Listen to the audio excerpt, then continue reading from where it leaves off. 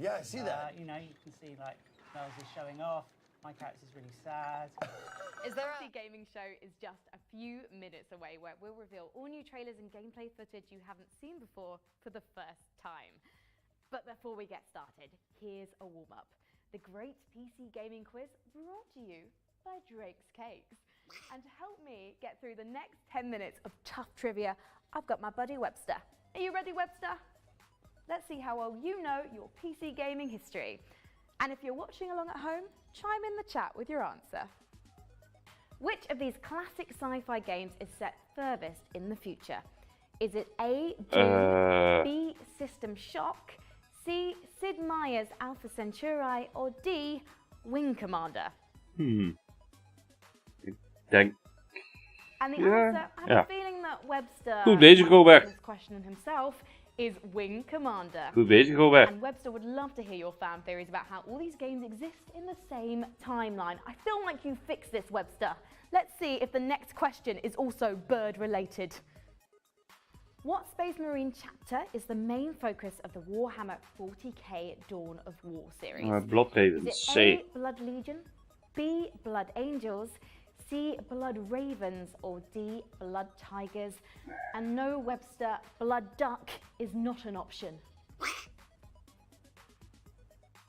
The answer is C, Blood Ravens. Believe it or not, Nou zeggen, Warhammer, dat weet ik wel. chapter names. The Adeptus Astartes really like blood. Unlike Webster and myself here, we Samen komen we wel tot de juiste antwoorden. Yeah, ducks are definitely pacifists. Moving on to the next question. Which conventional enemy in XCOM 2 has the most health? Is it A, Avatar, B, Sectopod, C, Archon, or D, Gatekeeper? We hebben over conventional enemy. Avatar is geen conventional enemy. And the answer is B, Sectopod. My least favourite kind of pod. Are you a Sectopod fan, Webster? He's a duck of good taste. Now, the next, possibly less tasty question. Known as the Clever Hound, this god in the Pillars of Eternity universe is the patron of hunters, explorers, and treasure seekers of all sorts. But is the answer A, Magran, B, Galawain, C, Eothas, or D, Eothas is Barath? war. And yes, you do have the excuse to barath me in chat if I pronounced any of those wrong. Webster, I'd like to see you have a go. The answer is B, Galawain. Ik wist hem ook niet. Ik wist alleen dat C niet was. Dat was War en Rebirth. But we don't have time right now because we need to get on to the next question. Webster, next question. How long have we been waiting since the announcement of Mount & Blade 2 Bannerlord? Is it A, 3 years and 6 months? Geen idee. B, 4 years, 11 months? C, 5 years, 9 months? Or D, 9 years and 2 months? Nou, volgens mij C. I think we both know the answer is far too long. Guys, what have you been up to?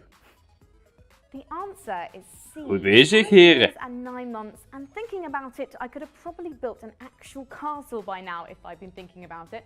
In fact, Webster could have probably built a castle by now, and he doesn't even have hands. On to the next question. In the 2000 Japanese film Battle Royale that inspired the breakout game genre, what was used to make sure the competitors didn't break the rules? A, enforcer robots, B, force fields, C, explosive collars, or D, the honor system? C klinkt wel logisch. Are you a Battle Royale fan? Not even Fortnite? I definitely had you down as a boogie bomb dancer. But there you go. And the answer is C, the nasty sounding explosive collars. Webster, have you ever won a chicken dinner? They warned me about this before we started the shoot. I'm so sorry. We're just going to take a moment, but we'll be back with the next question in a second. Which of the following provinces of Tamriel in the Elder Scrolls franchise has been the least explored? Is it A, High Rock, B, Elsewhere, C, Valen Wood, or D, Black Marsh? D moet nog uitkomen, toch? Black Marsh. The answer is D, Black Marsh, aka Webster's favourite hangout, and hopefully we are Argonian there soon. Zie je? Ha! I'll Argonian and get my coat, shall I? Next question. Which of these items is universally considered a light gift by all villagers in Stardew Valley? Is it A, maple syrup, B, rainbow shell, C, void mayonnaise, or D, prismatic shard? Ik denk A. The answer is, of Ha-ha. course, A, maple syrup. De rest klonk een beetje al logisch. What's your favourite gift? Ooh, a Drake's Devil Dog. Mine too. How did you know? What is the name of the tallest building you can jump off of in Grand Theft Auto 5? Is Geen it idee. A, Mile High Club, B, Rotterdam Tower, C, Schomburg Sack Center, or D, Maze Bank Tower? Ik heb nooit GTA 5 gespeeld, dus geen idee. The answer is, of course, Maze Bank Tower, which you might know better as that one I always see in crazy base jumping videos on YouTube. And actually, Webster, while I've got you here, can ducks fly? Apparently so. The next question is, what is the highest price ever paid for a weapon skin in Counter-Strike Global Offensive? Is Maakt it niet uit A, welke van de 3 of 4, dit is $8,400, allemaal veel te veel. B, $12,900, C, $61,000, or D, $85,150? The answer is C, $61,000. Oh, wapenskin? Sometimes you Te wanna put a down fuck, payment dan on a heb house. je echt te veel geld. Sometimes you just want the baddest looking AWP. Webster, you an AWP guy? I had you more down as a lurker myself. I can be wrong, but I'm going to get this next question right. Which of the following prehistoric beasts has not yet made an appearance in Ark Survival Evolved? B en Is C it zitten A, erin. Dimorphodon, Die zit B, volgens mij ook in. Sarcosuchus, C, Megatherium, or D, Cynonaphus? I definitely got all of those right. Do not start going on Wikipedia and seeing if I'm right or not. That was definitely absolutely right, wasn't it, Webster? Yes, it was right. Yeah, I paid him handsomely in Drake. Ja, dat dacht ik al. And the answer was, I might actually get Webster to pronounce this one. It was D. Did it much better than I ever could. I might actually just go and, you know, take off for the day because we've got loads more dinosaur questions after this one. Cyronaphus. Cyronaphus. Yeah. Okay, next question. Telltale's The Wolf Among Us is based on what series of graphic novels? A, Fables, B, The Big Bad Wolf, C, Urban Myth, or D, Legends? The answer was A, Fables. B is een Although part of sprookje, me het is thought geen it was graphical gonna be novel. Big Bad Duck because I'm getting chills here. What does a Big Bad Duck sound like, Webster? Who is the first character you ever play as in the original Call of Duty? A, Private Ramirez, B, Private Davis, C, Private Martin, Denk- or D, Private Ingram? B, denk ik. The answer is C, Private Martin. And as far as Het was we B know, of he C. doesn't have a Die second andere name. twee, dat leek Is that me. Private Share? Or even Private Webster? Who is the legit, actual, for real, no, for serious this time, final boss of the Binding of Isaac series? Geen idee. Is it A, Delirium, B, Die heb ik ook nog Conquest, steeds niet gespeeld, C, Binding of Isaac. Teratoma, or D, Mom? Mam wint The sowieso answer altijd. was A, Delirium. Mam zegt PC uit, dan is PC uit. Voor degenen die nog thuis wonen. Nice. Well, thanks for helping me out. We will see you later in the show, yeah? Let's buzz it off to the Wilton Theatre in Los Angeles because the PC Gaming Show is about to begin. Oh. Do I have something on my face? Yeah. That's good. Well. Nee. Nee, Roach. Nee, al 8 jaar niet meer.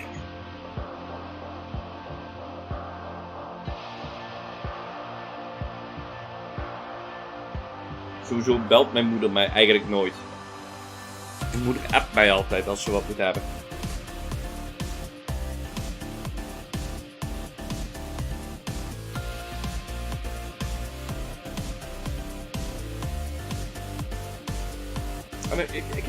Mijn moeder is helemaal niet erg.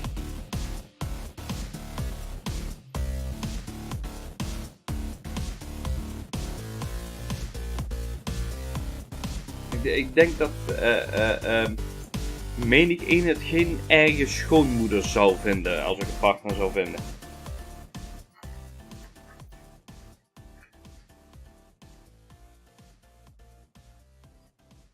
Je moet er alleen 's ochtends het eerste uur als ze wakker is even met rust laten. There is magic in PC gaming. It says, don't just obey the rules. Rewrite them. It says, don't just listen to stories. Zou ik daar nou diva in Inhabit doen? them. It says, don't just accept the limits. Overclock beyond them. It says, don't just play games.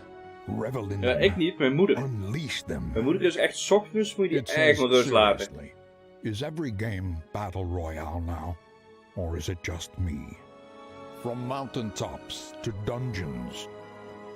From deep waters to deeper space. From solo quests to mass engagements.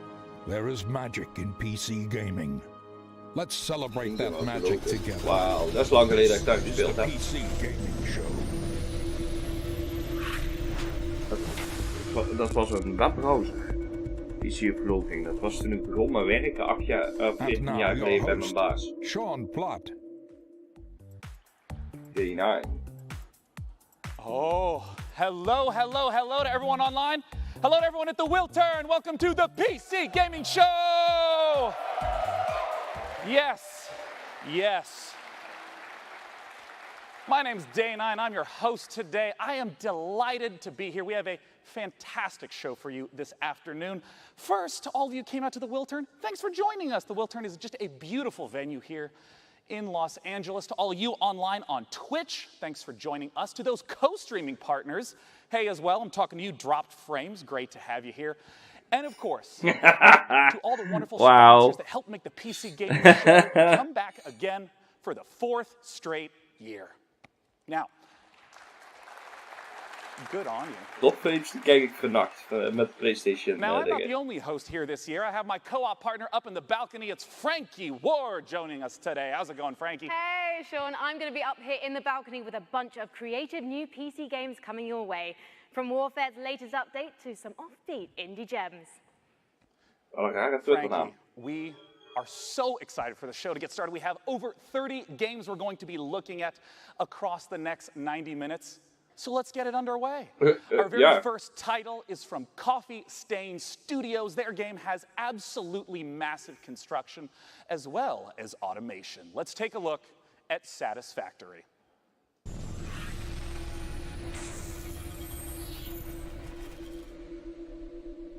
Klinkt goed in de oren. Laten we dat even vooropstellen.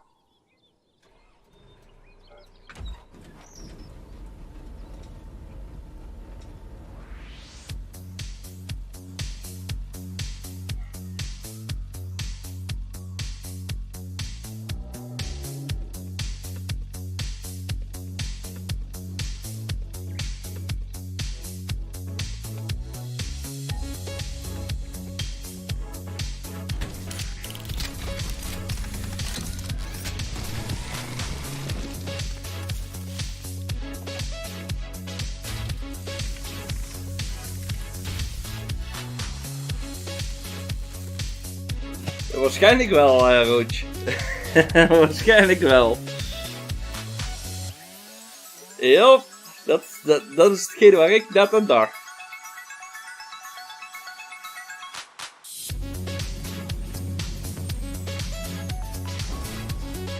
Dus even Steam erbij gaan pakken.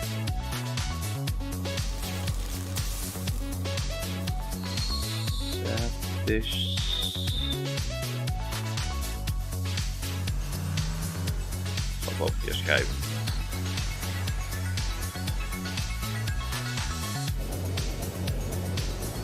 Choo-choo!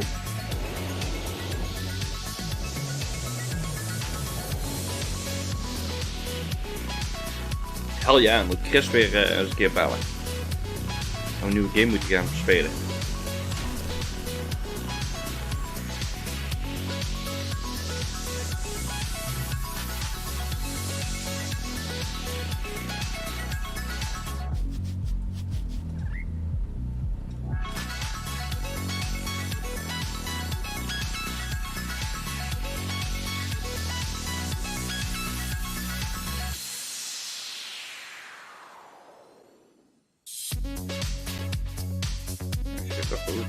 Satisfactorygame.com. Joining me on the stage to talk about it is the game director at Coffee Stain Studios. It's Oscar Gilsayan. Come here, Oscar. Welcome to the stage. Thanks for joining us today. Thank you. Now, Oscar, I just want to begin right away by asking, what is Satisfactory all about? Satisfactory is essentially about building these huge automated factories. So you play as an engineer that's been sent from Earth to this alien planet, and you're going to build this enormous machine. It was hinted at the end of the trailer there. Yeah. And to Dat is het nadeel. Nee, het zijn die websites waar op de achtergrond al een introfilmpje meteen staat. Jo, meteen even sluiten als we het kruisje kan start out klikken. pretty simple with a few machines, and then you'll just Een beetje expand veel and expand opstaan, and dat expand wordt until afsluiten. finally you need to start cutting down trees and replace them with like more convenient concrete. And you know, for people who haven't played this type of game, can you give me an example of what producing a more advanced resource might look like? Right. After a while, you'll need to create something more advanced, like a computer, for example. And at that point, you'll have some copper stuff set up, your wires and cables. But to make plastic, you need to get some oil. So you need to go out and you need to find this oil, build some oil pumps and oil refineries, and set up a transport with self-driving vehicles between the outpost and your factory. Yeah, and I want to talk about that scale because there's a lot of games where you build a house or a small town. How much area are we talking about where all your factories will exist? Oh, this factory will grow enormous. The main part, which will probably be the biggest, will start spreading more and more and more. Or in some cases, we'll have players just building these massive, tall buildings with factory floor upon factory floor. But including the resources that you need to gather from basically all around the map. Yeah. So you'll have vehicles driving all over. Now, I want to ask about the first-person perspective because these types of games typically are top-down. Why first-person? We wanted it to feel like the player is the one building the stuff. Yeah. And when you've built a bunch of stuff, you can see these enormous buildings, structures towering above you. But also when you go out and explore, you'll be the one, like, you go through the underbrush and in the jungles and whatever. I mean, in the trailer, it even looked like there's a lot more to explore, like different environments and biomes. Yeah. The map is, we made a point to make it big and varied. Yeah. And it's about 30 square kilometers in size, so it's kind of enormous. Wow. One final question. I saw multiple engineers there. It's a co-op game. So you'll start up a server and play with your friends. Great. Now tell us, how do we get our hands on this game? So we got a closed alpha planned in the coming months. So you can sign up for the alpha at satisfactorygame.com. Dat heb ik net gedaan. Well, great, Oscar. Thanks for joining me on stage once again. Daarom lijkt het even. Satisfactorygame.com. Now, up in the balcony, Frankie, I understand you have our very first indie title of the day. Here's something we love about the PC platform. It's such fertile ground for creative ideas from small teams. NeoCab is an emotional survival game set in the future about gig labor, tech disruption, and the experience of being a driver for hire. Perhaps the last of your kind. From the brand new indie studio Chance Agency, let's watch the first gameplay trailer for NeoCab. Survival game in the future? Nee, ik heb hem nog niet gepreorderd, coach. Maar dat komt zo vlug niet zien om te preorderen. Dat kijk ik dadelijk op het gemak wel even.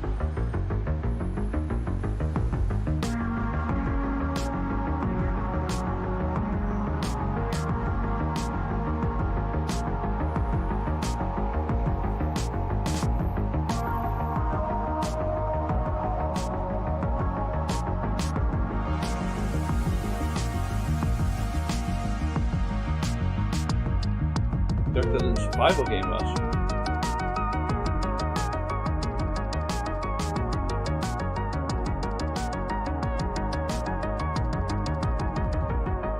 Give yourself to the dark side.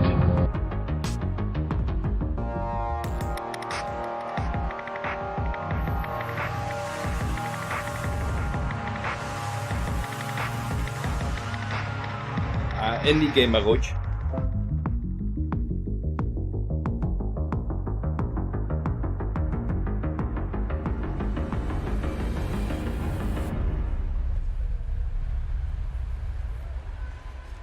Oké, dus je moet daar overleven zonder dat je aangereden wordt.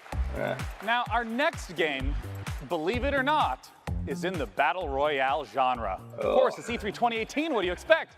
We have several Battle Royale games we're going to be talking about today because the Battle Royale format is very simple and very flexible. Players play in an ever-shrinking space until there's one last standing. So developers have already been doing all kinds of different explorations of what this could possibly be. And our very first Battle Royale game that we'll be introducing today has up to 1,000 concurrent players. It's from Automaton Games. Let's look at Maverick's Proving Grounds.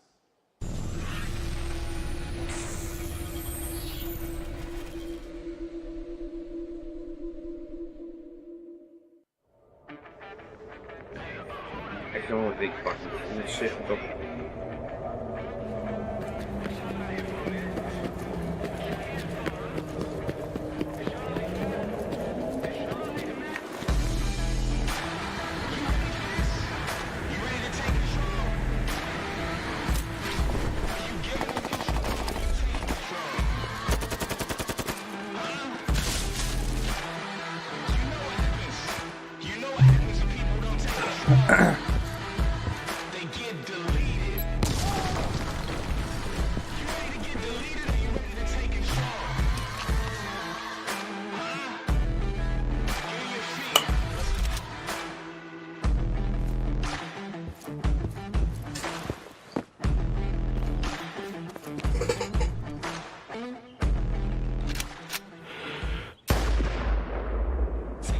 Wat mis.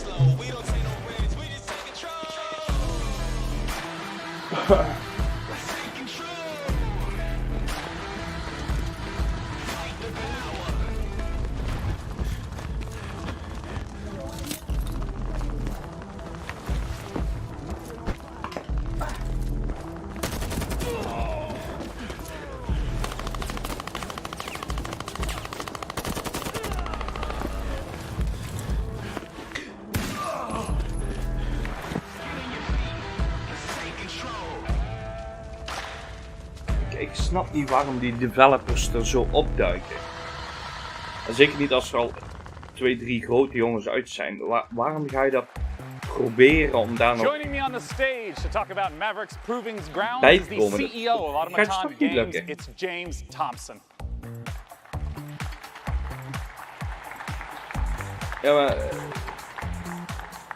James, welcome. Thanks for joining us. ja, maar Fortnite ga je toch Now, niet van de I wanna immediately troon ask, afstoten, what Roach. about Maverick's Proving Grounds distinguishes itself Plus, from other Battle Royale games? ik heb van Call of Duty Yeah, well, niks as you said, it's a gehoord, very maar popular formula, Battlefield that last heeft man waarschijnlijk een standing, kind of Battle game type is Royale incredibly compelling by mode itself, erin zitten. but Dus ja, Mavericks is really about depth. hoe wil je daar We've already tegenop talked gaan? about 400 players before, and we're sort of super excited today to talk about our 5-man squad mode being 1,000 players.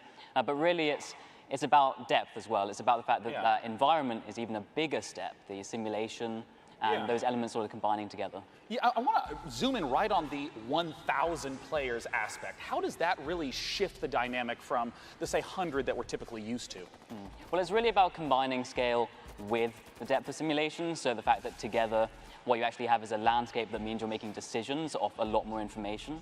Yeah, I mean, because you hinted at that twice now. Like, what do you mean by there's a lot more information in the environment for players to process? So take a concrete example, right? So let's say a player's walking through the map, they'll be leaving footprints, they'll be displacing foliage, like grass bending.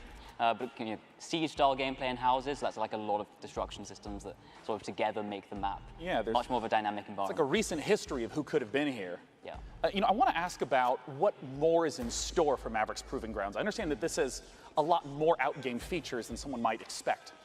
Yeah, so it's not just that session-based gameplay. You enter the game through the capital, which is our sort of persistent social hub.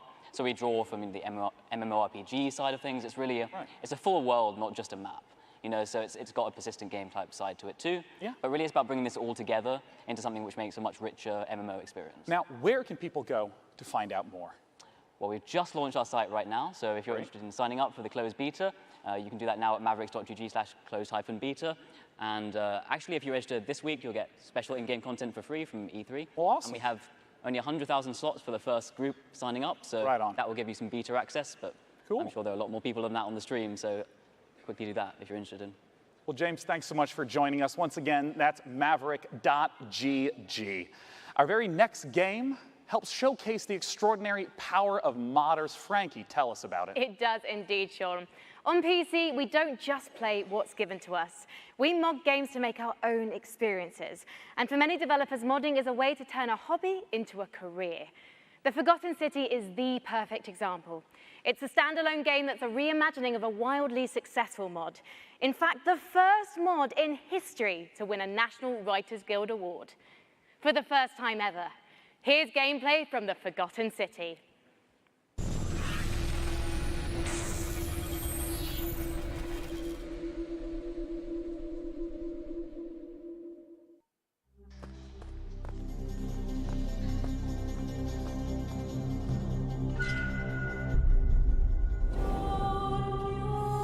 I'm so sorry you had to find me like this. And worse, that you'll suffer the same fate I did. I've spent a lifetime in this place. An ancient underground city. Its existence long forgotten. Searching for a way out. All I found is a window into the past. If even one person here commits a sin, everyone will die. I tried to set things right, but whatever I did, Ik denk wel, Mark. took me right back to the beginning. It's all up to you now. Go back, investigate, talk to everyone, help them out if it'll win their trust. Bend the rules as far as you can. Figure out who's responsible for this, and maybe you can do what I never could. Save these people. Save yourself. The many shall suffer for the sins of the one. Ik wil eens even op een plaatje zetten. Coming up on the PC Gaming Show, what's next for Killing Floor 2? And an unannounced game from Tripwire Interactive. And now your host, Sean Plott. Aangezien het begon als een mod en uitgegroeid is tot een game, dus ja. It's not a sequel or prequel or remake, but rather an entirely new game altogether. Let's take a look at Stardock's Star Control Origins. Het wordt ieder jaar gekker, Roach. Het is echt belachelijk. The singularity formed, its creators uplifted into something beyond our understanding. These beings, now known as the Lexites, left Earth, traveling to multiple planets in our solar system, before vanishing altogether. This is why we are here. Welcome to Star Control, a state-of-the-art international space agency tasked with the exploration of our solar system and the defense of Earth. Here reside the world's brightest minds and greatest technology, brought together by a strong curiosity to discover the unknown. Help us pioneer the future. Join today.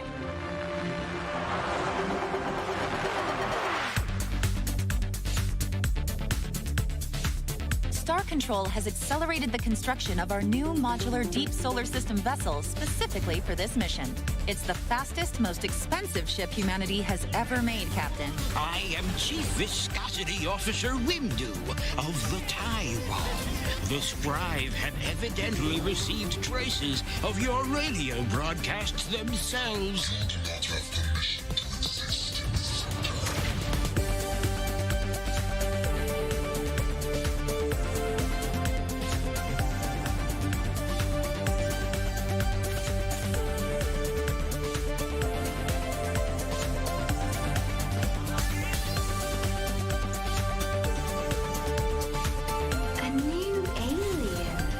delightful new spaceship. You must be humans. We've heard so much about you.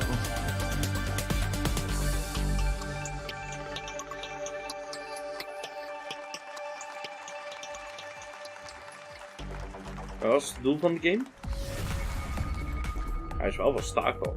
Joining me to talk about Star Control is the director of production at StarDock, Patrick Shaw. Thanks for joining me on stage today, Patrick. Yeah, thanks for having me here. So now just tell us straight up, what is Star Control all about? So Star Control is an open universe action RPG.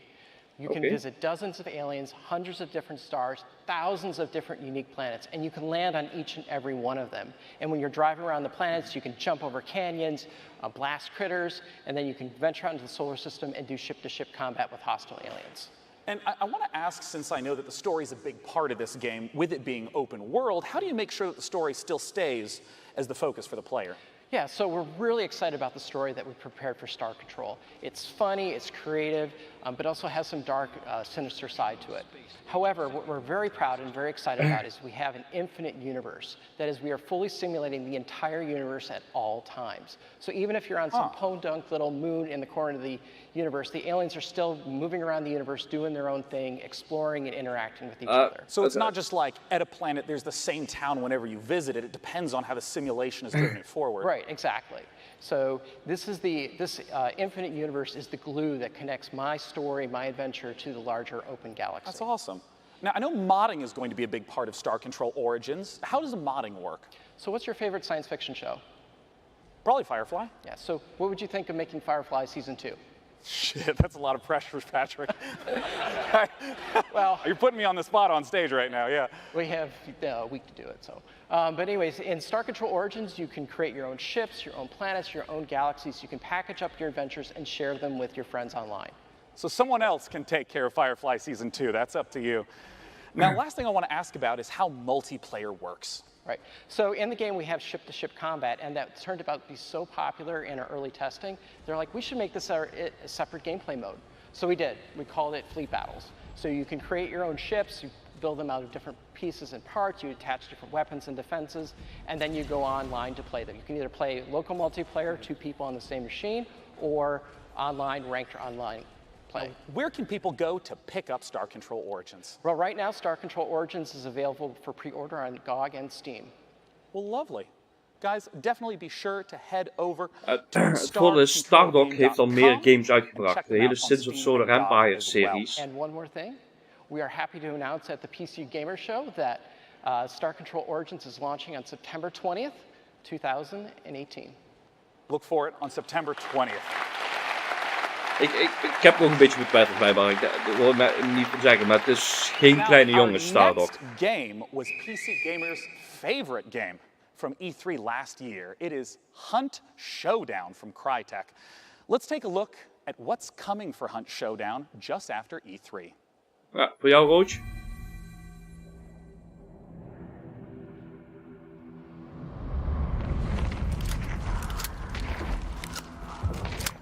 Ja, dus nieuwe content. Oh.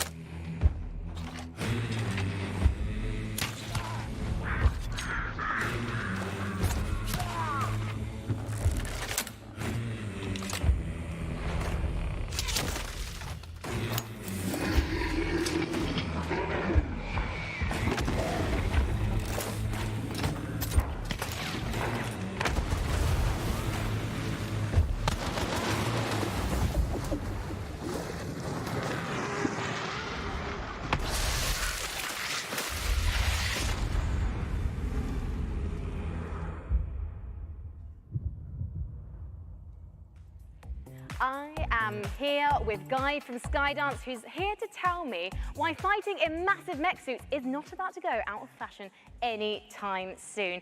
Guy, now Hellfire, Archangel was originally a single-player narrative game, but Hellfire, this new edition, what changes is that going to make? Well, players really loved the single-player narrative, but they all kept telling us the same thing. They said, we really want it multiplayer, and we want it off-rails. And we kind of thought, that's a completely different game, but let's give it a shot. And so we got a crack team together. They put something really special. We got 4 maps. We got 6 different mechs tons of weapons where you could just blast through the environment and other mechs alike. And it's really just an amazing experience. You can zip around in your mech. You can tower over others. It's just something special that I think you can try right now. And when is this coming out of early access? So you just said we can try it right now, but you've got the full version launching soon, right? Correct. Yeah, it's coming out in July 17th. But you could try it right now if you want in early access. Help us iron out the kinks and break some mechs along the process. I am no good at ironing out kinks, as I think people at home can see, Guy. But as a heavy mech woman, I can't wait for you to be my light mech wingman in that 2v2 PvP. So let's take a closer look at Archangel Hellfire. Let's do it.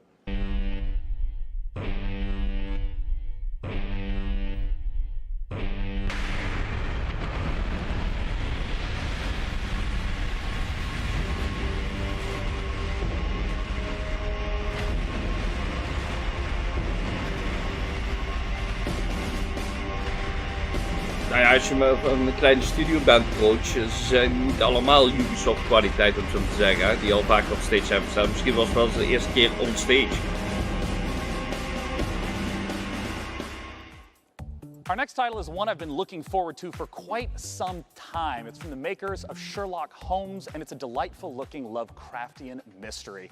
It's called The Sinking City, and joining me to talk about it is the community manager at Frogwares, Sergey Oganessian. Welcome, Sergey. Thanks for joining me today. Thank you. Yeah, you've earned a handshake. Yeah, you Welcome nailed that to the stage. pronunciation. I love that you lie to me so kindly. You know, I want to ask right away, The Sinking City, you know, there's a lot of open world, third-person type games. What makes The Sinking City different from what a player might expect? Well, I mean, The Sinking City is an open-world action investigation game inspired by Lovecraft. And we believe that these three elements already make the game pretty unique. And you know, when I say that you can be a detective in a world, in a supernatural world full of mystery and, you know, cosmic fear, like, I really mean it, because investigations are really at the core of The Sinking City. Yeah, I mean, I know there's a lot of games in the open world genre that are focused on action, but you say investigation is at the core. What are investigation mechanics? What does it look like? So the first thing you should know right off the bat is that we are not going to offer any hand-holding for the player. We will not give you any clear objectives in your diary or, you know, markers on the map telling you where to go or what to do. It's actually up to you to figure that out. Instead, we will give you information, you know, hints, evidence, like clues, crime scenes to examine, like people to talk to, suspects to question. And we will ask you in return to use your wits and your intuition to, you know, experiment with your findings, you know, maybe like find a way how to progress. And what you should also know is that finding these clues will not only help you understand what's going on and, you know, get a better understanding of the world and its people, but it will also help you maybe change the course of your investigation.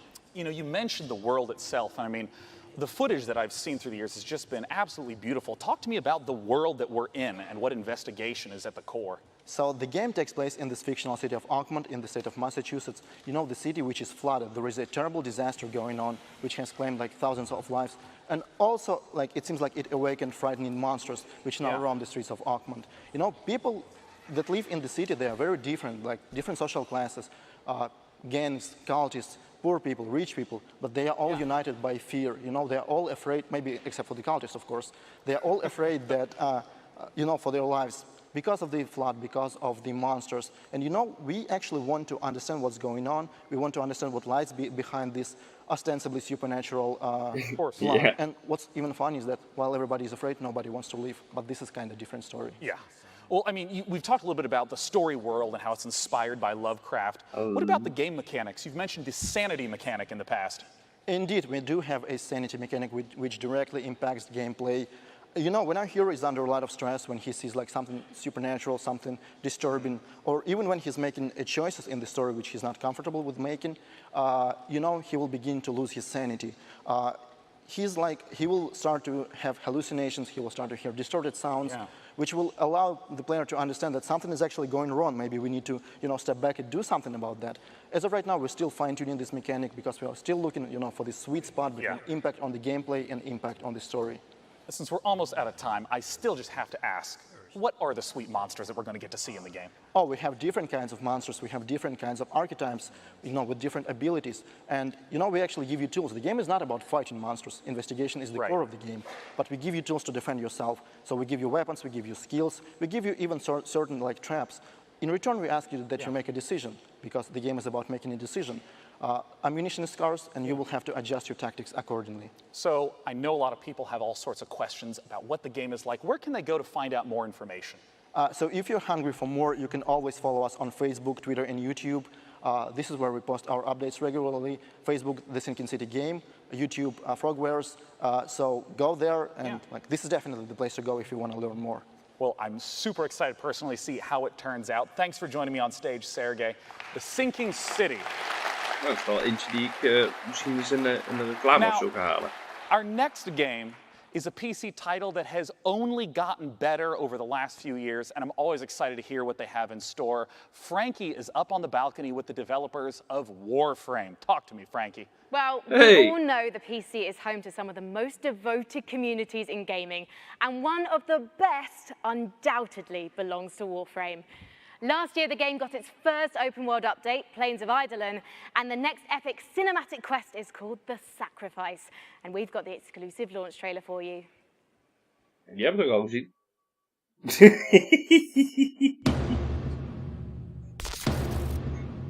Nee, we hebben alleen de teaser gezien.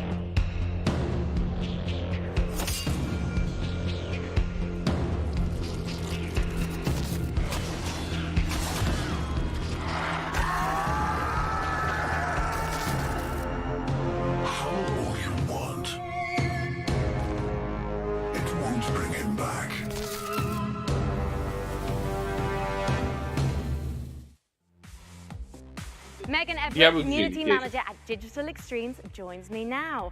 Megan, tell me more about The Sacrifice. So The Sacrifice is the latest installment of our cinematic quest. It continues continues the story that we started in The Second Dream, continued with The War Within, and then Apostasy Prologue. So at the end of last year, we kind of shattered some hearts and left them with a bit of a plot twist, and I'm not going to spoil it for people who want to maybe catch up.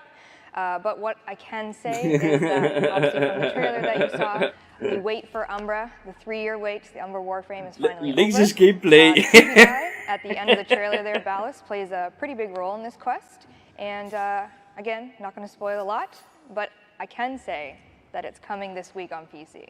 Oh! You guys are actually currently waiting, well, as well as the update, you're working towards TennoCon right now. Yes, so it's going to be another big year for us, and I'm really excited for it. Well, let's take a look at last year's Die kwam een beetje onverwachts en dat is niet cool. What do you think the mega reveal at Tenno Live is going to be? Can you tell me anything about this Umbra thing that's maybe going on or whatever?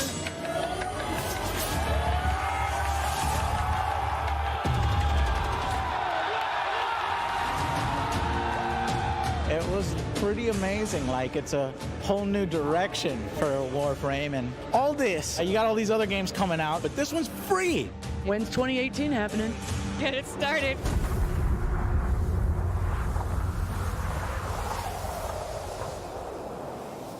Given that the community knows you as Auntie Megan, oh God, it must be huge for you to be at TennoCon. TennoCon is really special for really everyone that works at Digital Extremes. The developers pour their heart and soul into what we do for TennoCon, and I know for me it was literally like the best year of my entire year. I know Rebecca, our community director at home, was watching.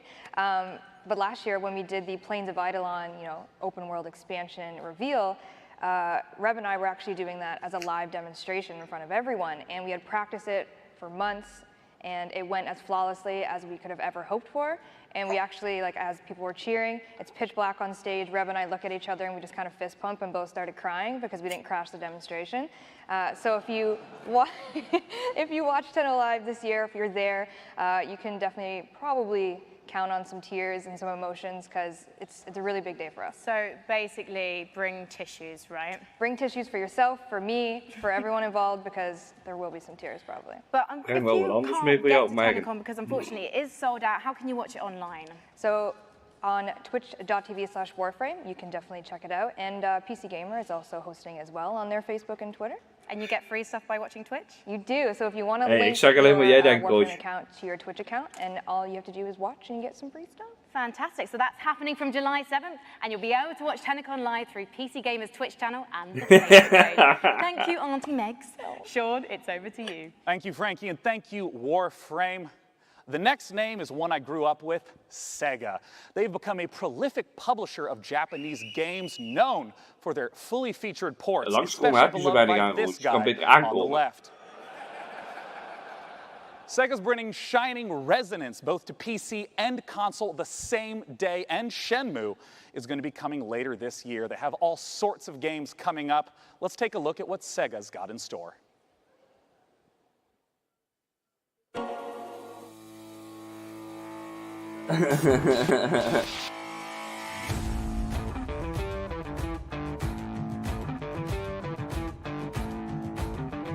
Ja, ik weet niet, Sega is niet mijn cup of coffee meer. Vroeger wel, maar...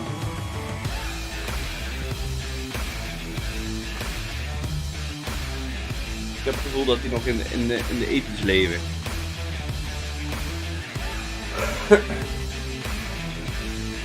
Ja, de games en de graphics van toen Sega nog hun eigen Mega Drive hadden.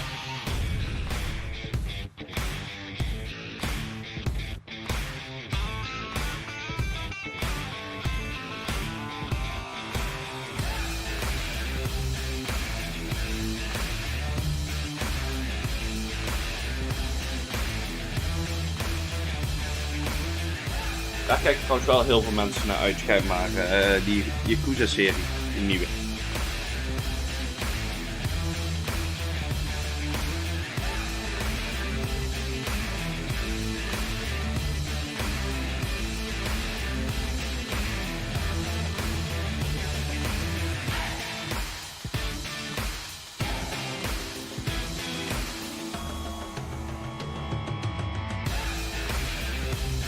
Nee, ik ook niet.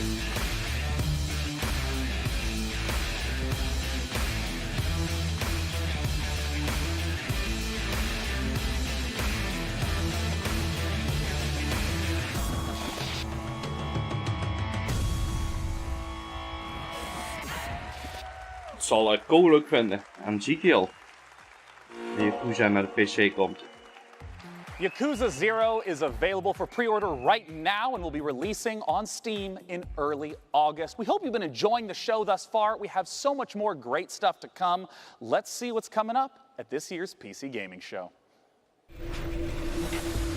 Coming up on the PC Gaming Show, a new publisher reveals 3 new games, and the first ever gameplay footage of Overkill's The Walking Dead. And now your host, Sean Plott. Daar zag ik inderdaad iets van voorbij komen. Our next guest is a regular here at the PC Gaming Show, having attended all 4 years. Frankie's with him up in the balcony. It's Tripwire. Sean, if you are anything like me, you probably need to let off steam every once in a while. And I personally can't think of a better way to do it than by kicking back and tearing up a load of monstrous enemies. It's kind of either that or pushing the office photocopier out of the window, and I, for one, prefer the option that keeps me and everyone here in a job. With that in mind, I am thrilled to welcome Bill Monk from Killing Floor 2 back to E3. Hi, thank you for having me. Got a lot of fans in the audience. That's long geleden, Killing Floor 2. Yep. They all want to know what the latest from Tripwire and Killing Floor 2 is. Yep, we've been really busy working on Killing Floor. And we got 4 major updates that are coming out this year. The first one we dropped in March, and we're getting ready to drop the next one really soon. Coming tomorrow, Bill. What's involved? Yeah, so we're bringing the summer sideshow back, but this time we're mixing Circus Freaks with steampunk in a really fun, exciting way. And we have a really cool new system that we're adding. It's called the Weapon Upgrade System. And with this, there's 73 different weapons that we have in our game, and each one you can upgrade it and make it viable for late play. So it really adds a lot of creativity to your loadout. So I'm really excited to get that in people's hands. So you can make your boy guns big. Yeah. Good. Well, thank you so much for joining us today, Bill. Let's take a look at the trailer for Treacherous Skies Summer Sideshow.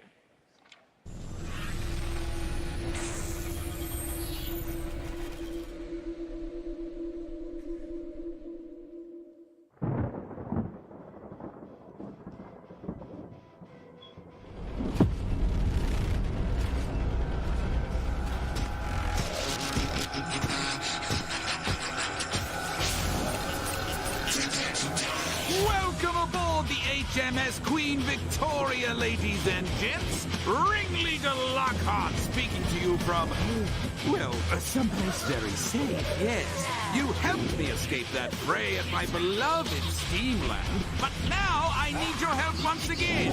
I've got to get to my island in the channel. Now, listen up. I don't know how, but these blasted circus freaks followed us on board. I think it's time to put on a show. Yes, of daring deeds and horrendous bloodshed. Oh, poor me. My mechanical children have turned against me. Blasted traitors. Careful, lads. They're tough. Even removing the head won't put these rebellious robots down. But take heart, lads and lasses. I have invented some new toys. The Doomstick. 4 barrels are better than 2. The Static Strikers. A shockingly stylish set of gauntlets. And the M99 Sniper Rifle. And finally, there's a last-minute addition to the crew. Watch this woman go. Seems Mrs. Foster negotiated her way on board and is set on giving Zed You won't like me angry. the business. And remember, we'll see you on the airship. Fossey, joke for you. Optician says my eyes are okay. I say, then how do you explain my husband? Now, as is tradition, the content that you just saw will be available tomorrow, including a free weekend for PC this weekend. Definitely check it out with Killing Floor 2. But that's not all that Tripwire has. I have the president of Tripwire himself, John Gibson, on stage. John, welcome back again. Thanks, Sean. Pleasure to be here. Now, I understand that Tripwire is stepping into also doing publishing. What does that entail? That's right. So, Sean, it's really challenging for developers right now with the thousands of games that are coming out every year. Yeah. It's really hard to get noticed. And then you have the traditional Ik publishing ken het deals. voor origineel, was we're hartstikke giving leuk. developers Oh, fair kijk. deals. We're going to be helping them rise above that noise so they can get noticed. And because of our experience developing our own games and publishing our own games, we're going to help them with marketing, funding, mentoring, feedback to help them succeed. Yeah, I mean, the game that we have on screen is one of those games. This is Road Redemption. That is right. I'm happy to announce that we're going to be publishing Road Redemption. We're going to be helping them grow and succeed even more on Steam, but also bring the franchise beyond Steam. Now, I know today you have a world-exclusive new game, hasn't been announced yet. We do. Nobody knows. Before we roll the trailers, I wonder if you could give me a little bit of a tease. Yeah, so we're working with the team at Blindside Games, and they're led by Alex Quick. Oh, yeah, right. So if you're familiar with the Killing Floor universe, you know Alex Quick was the modder that created the original Killing Floor mod, which Tripwire worked with Alex to bring commercial. And then Alex went off, assembled his own team, made the game Depth, which was sharks and humans fighting each other, very, very successful. And now it's come full circle. We're working with Alex again, and we're going to bring his all-new game to market.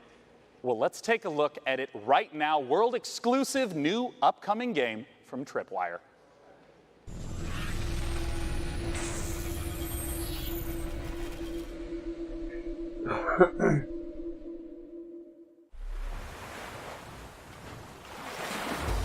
Close your eyes and imagine a place where the sun is bright and the beaches are white.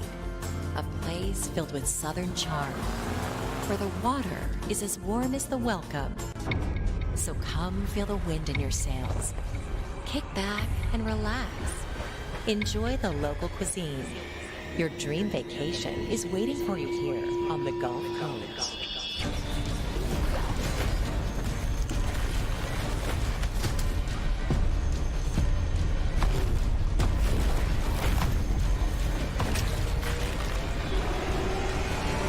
Go to maneatergame.com now to book your vacation. Operators are standing by. Speel je nou een haai? So, hey, John, so you get to play as the shark. You are the shark. Okay. This is an open world action RPG where you play as a shark, or as we like to call it, a shark PG. Oh, nice. Okay, so do you like upgrade and improve the shark? Is there like skill trees? You do. There is a shark skill tree. There is a full single player campaign. You eat your way through it. You get bigger teeth, you can jump out of the water and snatch people off piers and all of that fun stuff. I didn't realize this was a power fantasy I needed so badly. Now, where can people go to get more information about it? They can go to maneatergame.com. All right, I doubt anyone will forget that here. That's maneatergame.com. John, thanks so much for joining me on stage. And once again, all the content that Tripwire showcased earlier about Killing Floor 2 and Road Redemption will be playable here at E3. Definitely be sure to check it out. Oh, dan kom je op Steam Coming up terecht. next, Frankie has a whole Coming slew soon. of Add to unannounced wishlist. games. Frankie. Cheers, Sean. Man-eater looking tasty there. And I can't believe they named a game after my favourite weekend activity. Indies are at the heart of PC gaming, and next up is a brand new publisher revealing 3 games for the very first time, releasing one of them, Behave Yourselves audience, today. So let's take a look.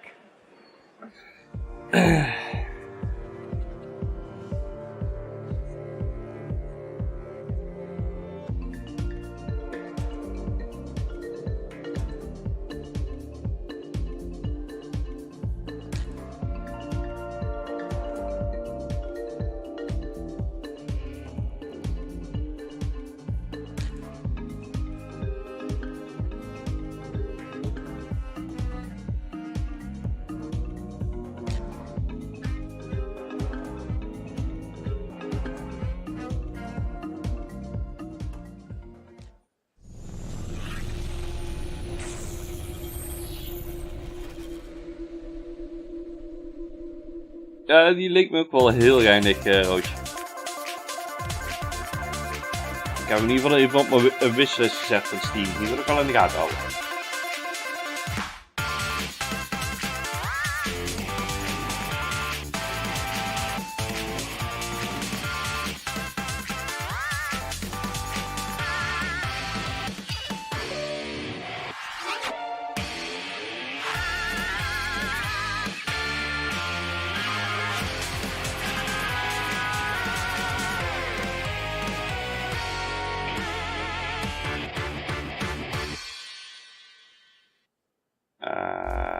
Oké.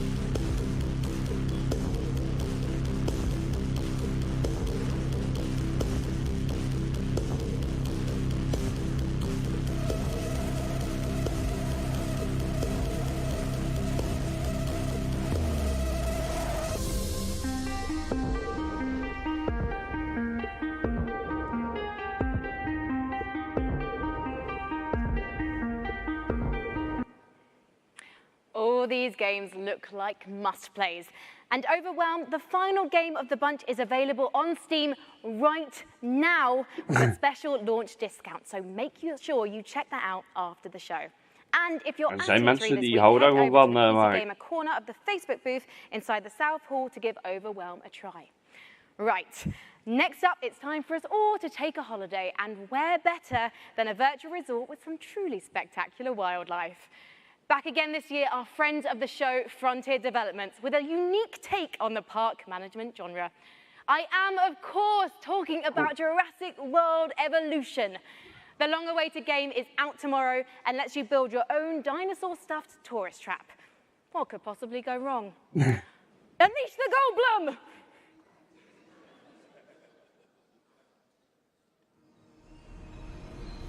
Deze hebben we al You gepreload. think that things are going to turn out differently, huh? Well, the ones before you did too. Because they believed that they were in control. And control... Well, here's the thing. Humanity is desperate for it. We are seduced by it. Deceived by the illusion of it. But we never really possess it. Because if there's anything that chaos theory has taught us, it's that nature is on its own course. And when we interfere, when humanity tries to put nature into orderly boxes, chaos destroys them. And what makes us such unique creatures is knowing the scope and power of what we're up against and still believing that we can win.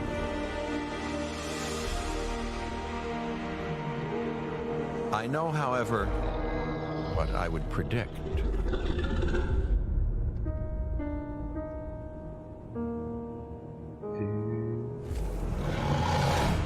Munch, munch. I am so excited for that game.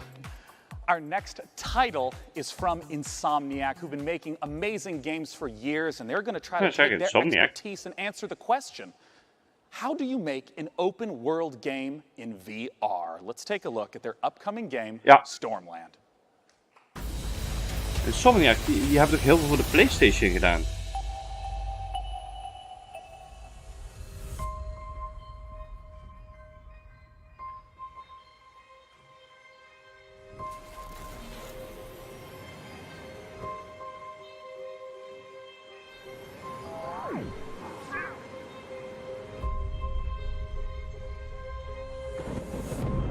Die maakte shooters volgens mij.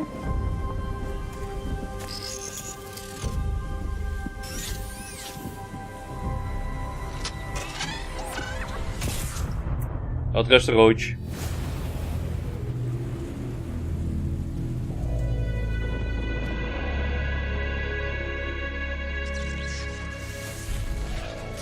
Ja, zie je. Spyro, Ratchet & Clank, Resistance, Fall of Man, Resistance 2, Resistance 3, Sunset Overdrive, Fuse. Ja, het zeggen, allemaal PlayStation games. Alleen Sunset Overdrive is de Xbox One.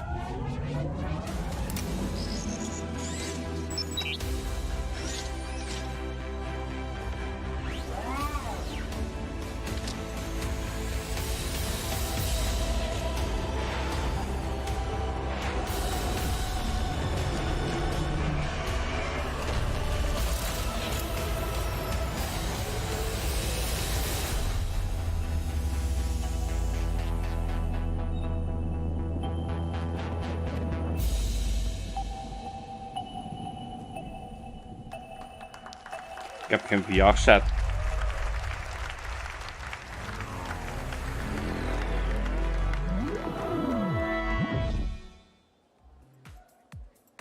Joining me to talk about Stormland is the Chief Creative Officer at Insomniac Games. Join me in welcoming Chad Desern.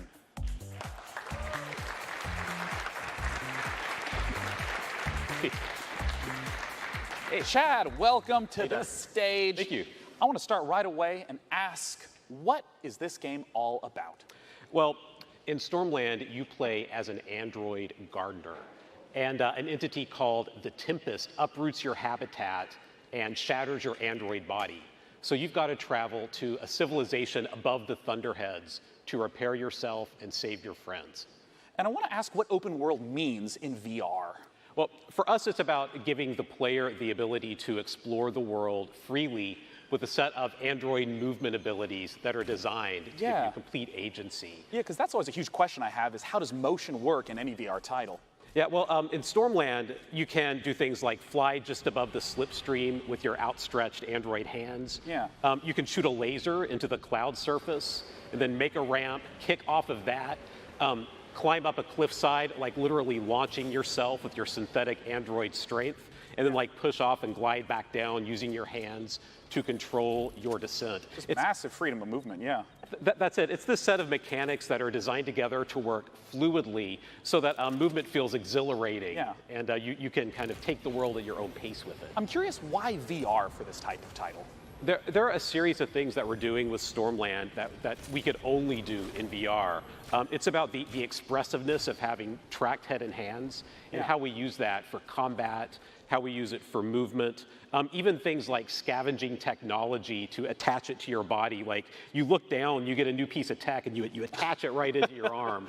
And then, suddenly you've got the ability to harness electricity or cloak yourself or all kinds of different cool android abilities. I mean, the art is just beautiful in the footage that we've seen. I wonder if you can talk to me a little bit about the world and what it means for it to be ever-changing. Yeah, that's a really good question. So that entity called the Tempest rearranges everything every single week so that we present the player with new playgrounds of movement and combat and scavenging, and you never know what you're going to discover. So every single island you find has the potential to hide an enemy stronghold or a network of underground caverns or brand new tech to scout. That's awesome. Yeah. Now, I got to ask, where can we go for more information?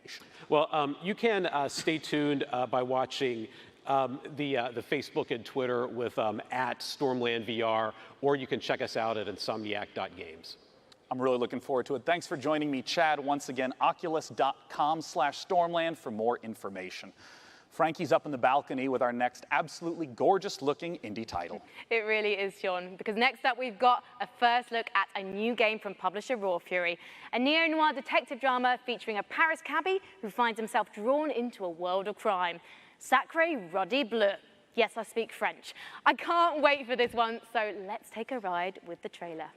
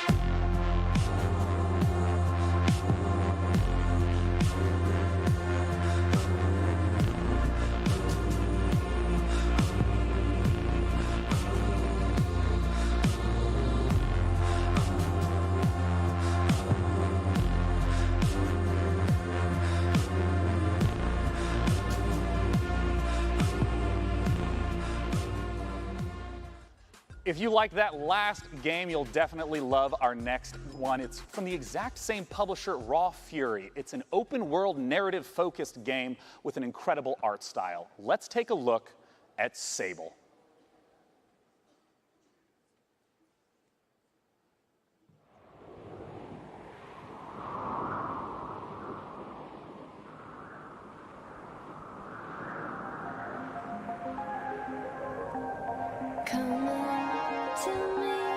Xbox op de... Vaak de Xbox sector van gezien.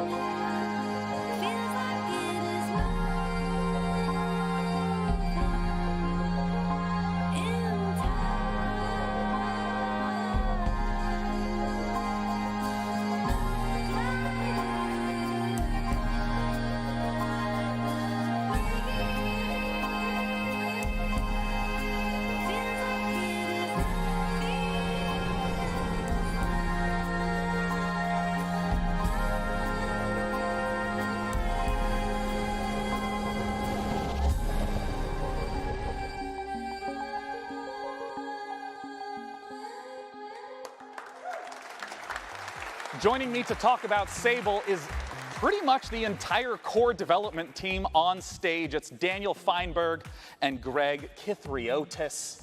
I want to immediately ask, what kind of game is Sable? What can we expect? Sable is an open world desert exploration game. It's not a game about combat or about leveling up. It's a game about solitude, and it's a game about exploration. You play as Sable, a girl leaving her home to explore this world filled with monumental architecture, fallen spaceships, and you'll travel around on your hoverbike learning about the people, the culture, and the history of this world. And you know, I talked about it before. I think this art style is amazing. Where's the origins of this? So we were really heavily inspired by the clear lines style of French and Belgian comics, as well as Japanese animation, particularly Studio Ghibli. So we really want to feel our players to feel the same sense of wonder that you get from watching one of their films. And so from the very beginning, we knew that we really needed to nail the visual style. And yeah, so we put a lot of time and sort of effort into our rendering system. And yeah, we're really pleased to be able to show it to everyone. Yeah. And I mean, I know that you two consist of most of the core development, the art and the programming. What about the music that was in that trailer? Yeah, so that was a new track by Japanese Breakfast. Oh, yeah, the T-shirt. Yes, of course. Yeah, right. So she, Michelle, she is doing the soundtrack for the game. Japanese Breakfast is one of my favorite bands right now. It's incredible to have her on board. It all just came together so beautifully in the trailer, and I know that you guys are really regular about updating, you know, blogs, sharing what's going on with the development. Where can people go to find more? So they can go to our Twitter account, ShedWorksReg and ShedWorksDan, or to sablegame.com. Lovely, gentlemen. Thanks so much for joining me. Once again, the name of the game is Sable. Our next title is one that has been in development, even showing up in our very first PC gaming show. It's Cloud Imperium Games still hard at work on their title, Star Citizen. Let's see what they have in store.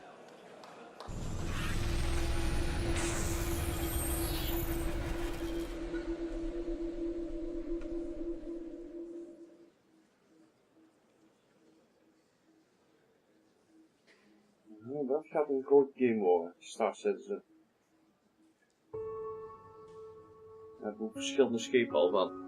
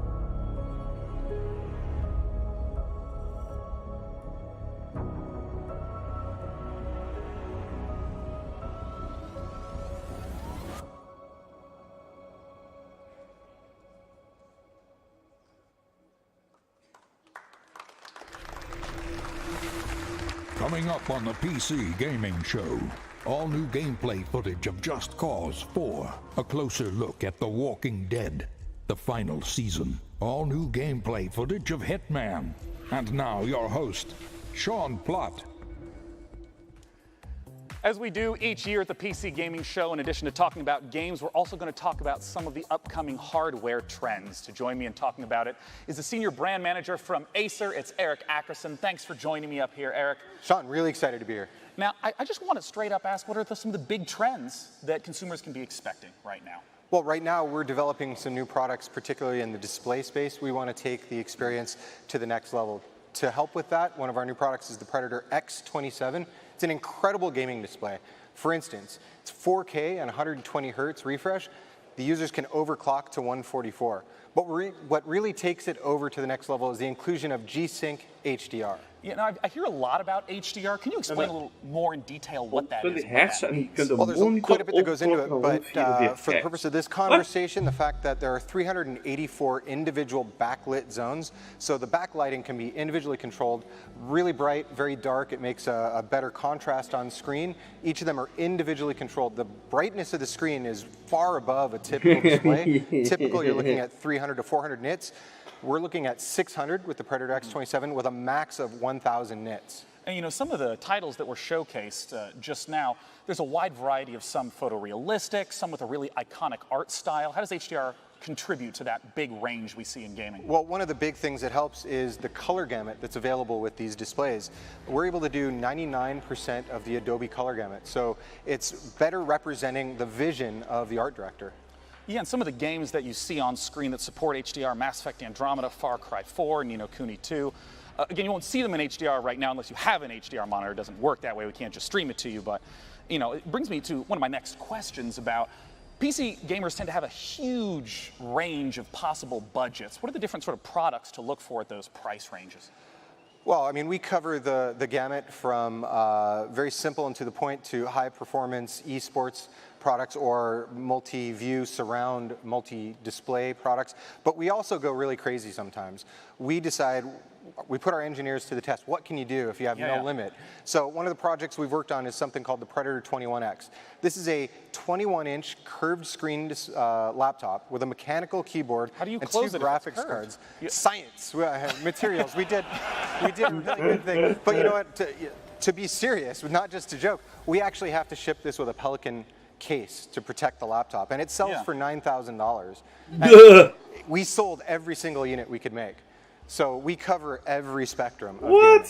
You know, you brought up this Predator laptop, you brought up the Predator monitors at the start of this segment. Where can people go to hear more about or even pick one up once they stop being sold out? So the good news is that we're shipping now. Our customers, partners are selling them. The bad news is a few have already sold out of this new Predator X27 monitor. I believe Micro Center is still in stock. Amazon will be in stock again soon. Well, thank you so much for joining me on stage, Eric. Frankie is awaiting in the balcony with our very next title. The PC has always been the platform for crazy ideas. In our next game, Genesis Alpha 1, you build and manage a space vessel, farm resources, deal with terrifying alien infestations, and explore a vast, randomly generated universe. Oh, and you can take DNA from the aliens you encounter across the galaxy, splice them with members of your crew to create new life forms. Just a typical day at the office. Let's take a look. Greetings, Commander. You have been sent to Quadrant Alpha 1. The mission is to find a new home for the crew on board of this ship. Expand your ship and explore the galaxy for resources and interesting new life forms. Feel free to experiment with DNA and alien abilities to maximize crew efficiency. Ready your weapons.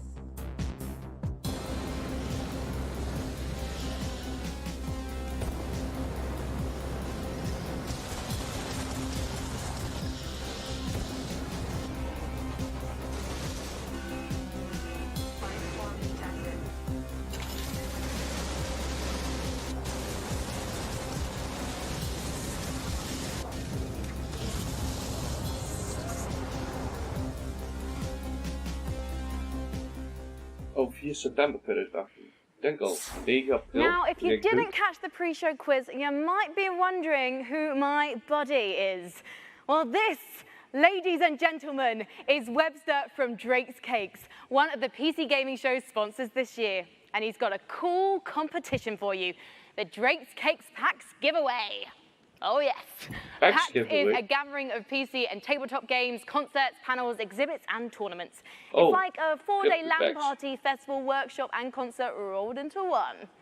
The very lucky winner will enjoy a trip to PAX West, including 2 tickets and a free trip to Seattle. So if that's you, hit me up on those dates, because I am free.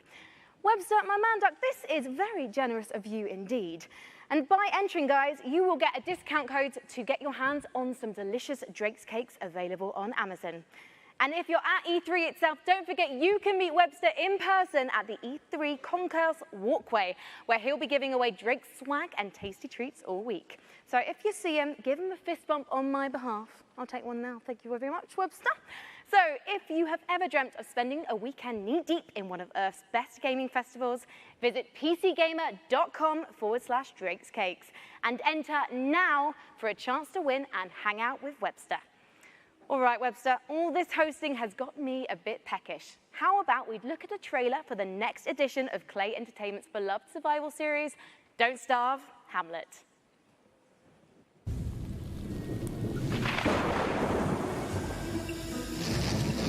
Ik moet ook nog spelen, Don't Starve. Ja, ik heb een heel klein beetje gespeeld Don't Starve, maar...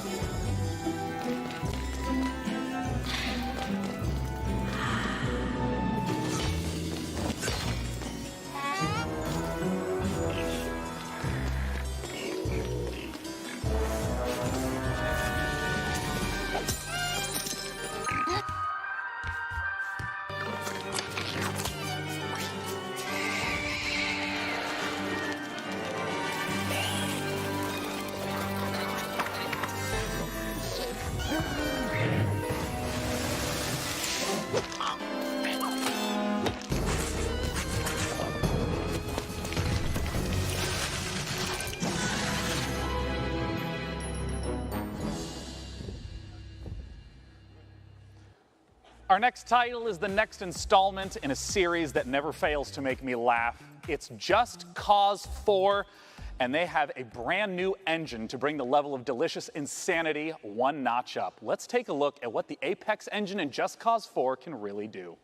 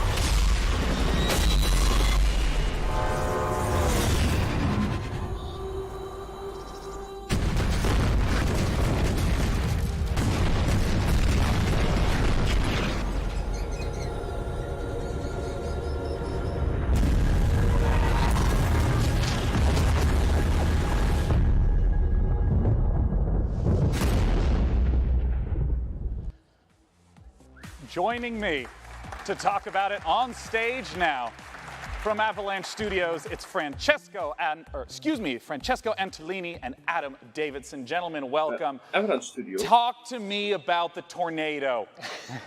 It's fantastic, isn't it? So it's a very nice piece of tech. It's not just beautiful, but thanks to Apex, it's also a bad boy that actually works. It's fully physicalized. Yeah. This means that it's roaming the world, wraking havoc, and it's not just like a background piece. It's actually impacting the world before you. This is Just Cause, man. You go there and you play with it. Yeah. You know, throughout the trailers that I've seen, it seems to be a lot of different environments that are available throughout. Can you talk to me about those? Yeah, I mean, one of the most important things to us with this installment of Just Cause was bringing a lot more variety into the game, and that extends to a lot of things, but certainly the biomes of the game.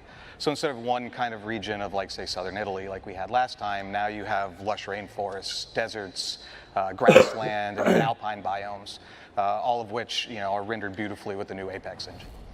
Now, something that's very important to me is some of my favorite features from Just Cause 3. Can you talk to me about, like, the wingsuit and the grappling hooks? Like, are those coming back in Just Cause 4?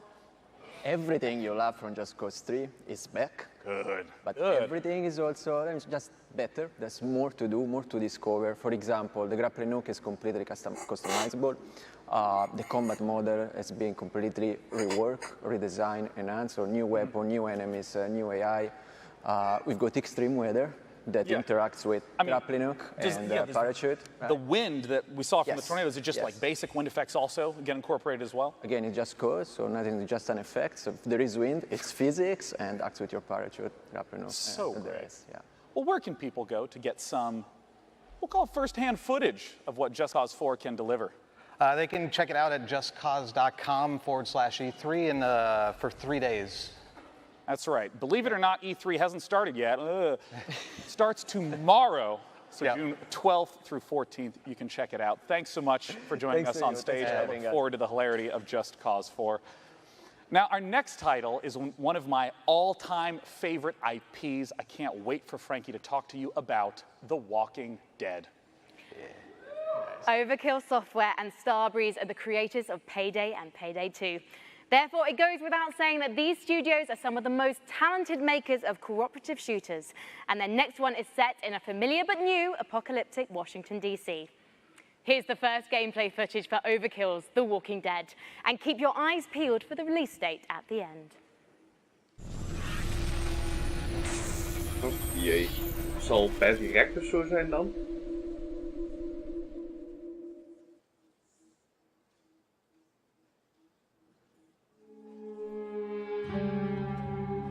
Overkill. Payday was altijd wel een leuke game.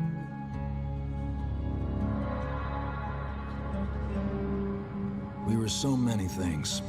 Husbands and wives, doctors and teachers, writers and architects. But when the world ended, all that ended too.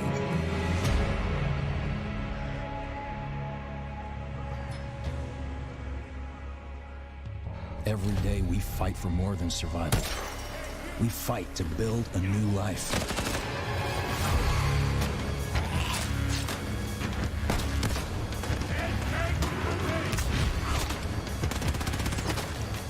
Ik moet eigenlijk aan Left 4 Dead denken.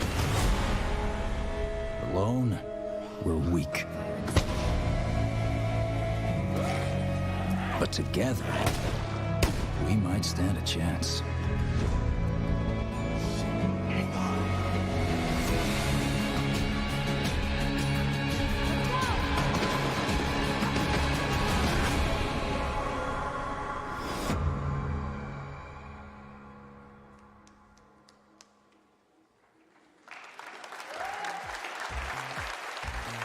And I have more good news for fans of The Walking Dead. Overkill's game for The Walking Dead, of course, coming soon, but we have a second completely different Walking Dead game that we're getting the chance to talk about right now.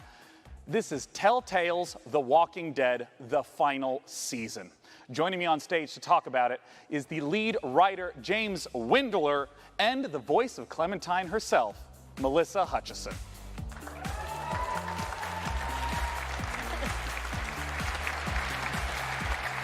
Sean, Thanks for joining me on the stage. Our pleasure. Thank you. Now, I want to ask right away for, people who've played through the first 3 seasons of The Walking Dead. In terms of the gameplay, what's some of the familiar and what's some of the new? Okay, so for people who don't know Telltale, we are a story-based company. We focus on narrative. We've had our roots in the old school point-and-click adventure games, but we've developed our own cinematic style and almost a signature mechanic, like our choice wheel. Yeah. And that's all familiar. That should, the choices branch the narrative.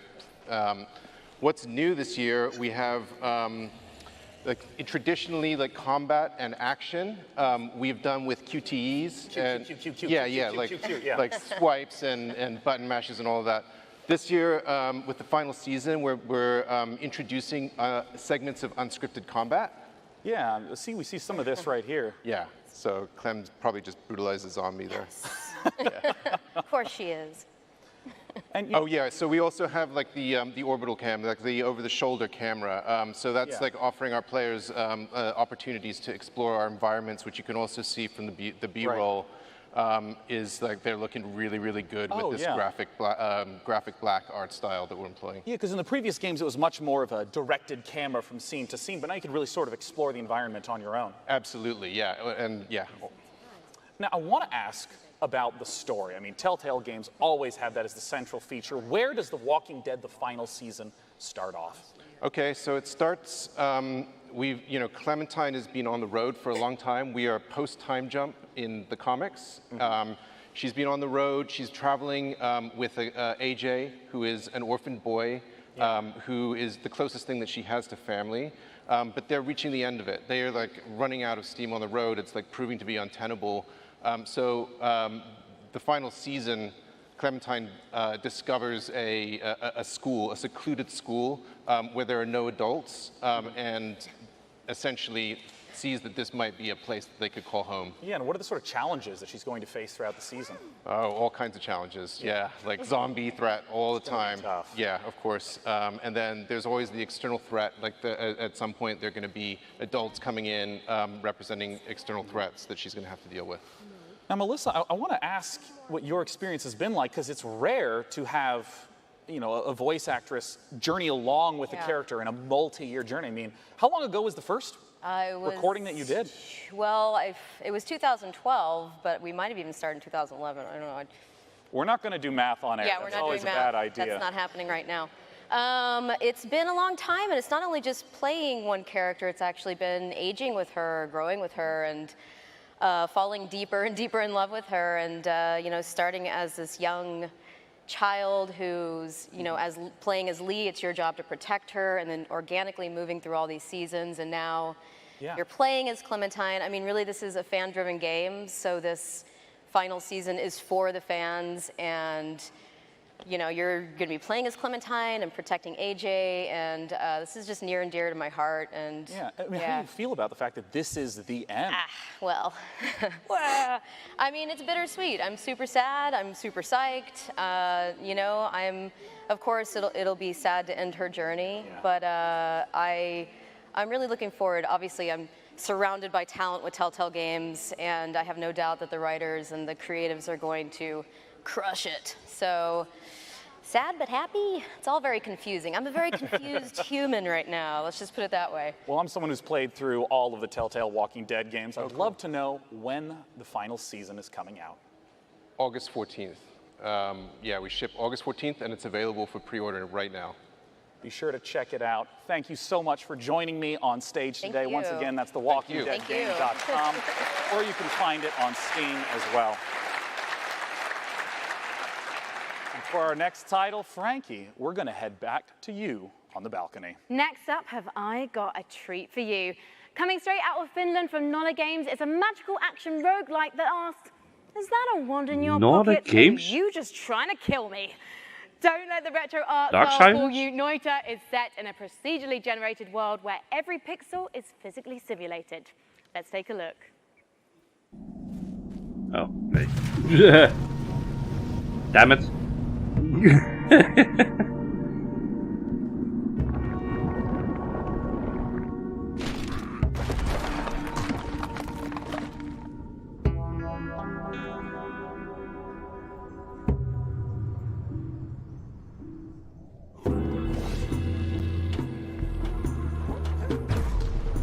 Ooh.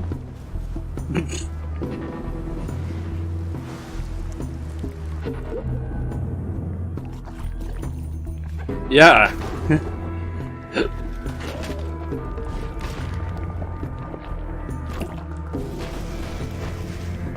Dit is niet mijn type game. Er zijn heel veel mensen bij die dat wel heel leuk vinden en gaaf vinden, maar nee. Our next title is one that's very near and dear to my heart, as it is the spiritual successor to one of my favorite childhood games, Theme Hospital. Ja, Joining die heb me ik to op mijn talk wishlist about it are staan. the two founders of 2 Point Studios to talk about 2 Point Hospital. Join me in welcoming Dr. Webley and komt ook Dr. binnenkort. Carr. Even kijken, wishlist. Wow. Great suits. I mean, I gotta ask, as two fully trained medical professionals, how does one run a hospital in 2 Point Hospital? Whoa, what's going on with the mic? What's going on with the mic? Wait, oh my gosh, is the stethoscope eliminating your microphone? Oh, you know what? We do this every year. Come here, talk to me. Okay. How do we run a hospital? So 2 Point Hospital is a game about designing and building your own hospital. It's Yeah. in, Talk directly at my tie. You said don't talk there. Yeah. I got to look out here, you said. Yeah, Komt dit jaar, maar er staat geen datum There's a bij. lot of customization. Is this not working at all? Yeah, it's great. Doing great. Carry on. I'll carry on then. Yeah, a lot of customization, a lot of interesting characters in our world, which with all these different characters, we had to come up with some really interesting illnesses and cures for them. And you have fun in 2 Point County exploring different regions Origineel was van and Bullfrog, curing geloof ik. people with different ailments. And as you can see on the screen, we've got... this is real. We actually researched this. It's a certain animal. And also you can train people. You can train your doctors to be better, your nurses to be better. Do research so you can unlock new wonderful cures. Yeah. You know, He's saying everything, isn't he? Sorry, I didn't know if the mic was great. working. I was a bit backfilling. Carry Yeah, on. so I mean, no, tell me about it. Like, what is the sort of late game sort of experience that you'll be playing through? Because this looks like it's quite deep into the running of a hospital. Yeah, this is later on. So you start off and you're researching and you're training up staff, you're diagnosing illnesses, and you're hopefully curing them and making money, and then heading off. I see this to 2 Point malady. County. Yeah, I see this malady called turtle head. Can you explain a little yes. bit about what that is? Yes. It's when the head becomes so shrunken, it gets stuck in the neck orifice, just pops out slightly, and it has to be extracted. And Mark, how's it get well, extracted? this is something you've maybe we've all been there. I know, Yeah. This is one where a little bit of suction always helps, and and it's gone. And out it comes. Yeah. Now, we had to research how to do that. That's actually a real illness. For Yeah, it is. It's northern real. England. Now, I had to ask about something that I think every young man has to deal with at some point. What is a monobrow infestation? Yeah, well, monobrow is, follically enhanced. Yeah, It's a problem. We've all been there. Yeah. I haven't. No, okay. But it needs to be diagnosed and cured pretty quickly. If it doesn't, it'll fester, and you might shed a bit of hair. And in fact, it will actually leave the body, and it needs to be got rid of before the health inspectors arrive. It looks like the monobrows are multiplying in the hospital. They breed they're big breeders, the monobrows. they like monobeasts. They like dirty places. Disgusting. So you've got to keep your hospital clean and well maintained. Yeah. Otherwise, they're going to breed, and you'll have a trouble. I want to ask about sort of how the game evolves over time, because Theme Hospital was very mission-based. How does the experience of running a hospital change as the game goes on?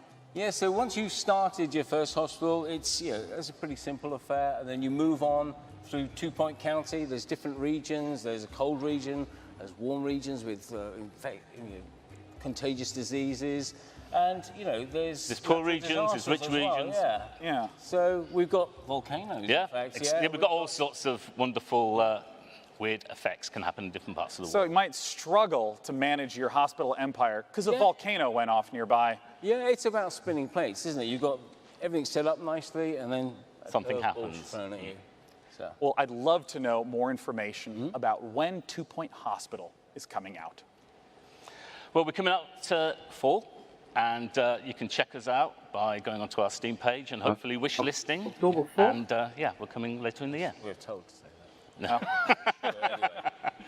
Well, I'm personally, again, really looking forward to it coming out. Thanks so much for joining me, Doctor and Doctor. Thank you. Talk about 2 Point Hospital. Now, our second Battle Royale game of the afternoon takes a fantasy RPG-esque bent, and you may have even seen it getting streamed on Twitch in the previous week. Let's take a look at Hi-Rez's Realm Royale. Zou ik vandaag Yubi ook even terug spelen? Nou, tijd voor naar de wc.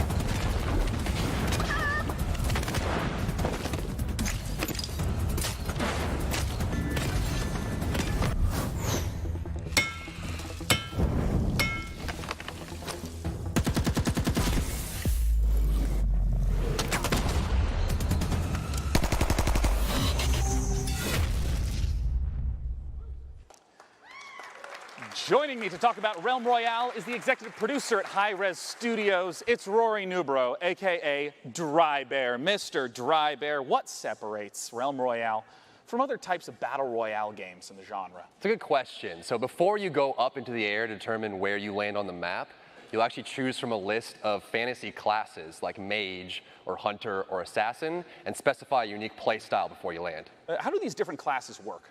So the engineer will be more about bunkering down, putting up shields, putting down turrets. The assassin will get behind the lines using stealth, use a sniper rifle to take out targets. And the warrior will just jump in there throwing axes and being crazy. And, you know, in some of the streams that I've watched, it also seemed like there were abilities, not just the loot and find stuff. Can you talk to me about how the ability mechanics work? Once you choose a class, it'll come with a set of abilities, and you'll actually be upgrading these during the match, but it specifies your play style. And so as you're looting, abilities as well as armor and weapons will come out of the chests. Okay. You'll start equipping that and determining the play style you want, and so you can just really specify. And you know, you mentioned this a little bit. I've seen it on stream. Talk to me about crafting in the game. I mean, how does crafting work in a game where there's a constantly shrinking play circle? We're really excited about this. So strewn across the map, there are places called forges. And so once you go to the forge, you'll collect shards from disenchanting loot you find as you're going about. And you'll use these shards to start crafting legendary gear, very powerful pieces that everyone will want. Yeah. Once you start the forge, a smokestack will appear above the forge, and everyone comes over to It's like fight. a mini objective even. Big team fight. So I know that Realm Royale is currently available for free on Steam, but I hear that you have some goodies people can check out that are E3 exclusive. That's right. So free on Steam, we're actually out for less than a week now, and we were already number 4 on Steam charts. And this week at E3, through Mixer, if you stream on Mixer and you're playing, the streamer that gets closest to the Crown Royale will enter into the hype zone, and so everyone will see you on, you'll be featured on the main page of Mixer, and you'll have a chance to win the Jailbird chicken skin, which is our first piece of cosmetic.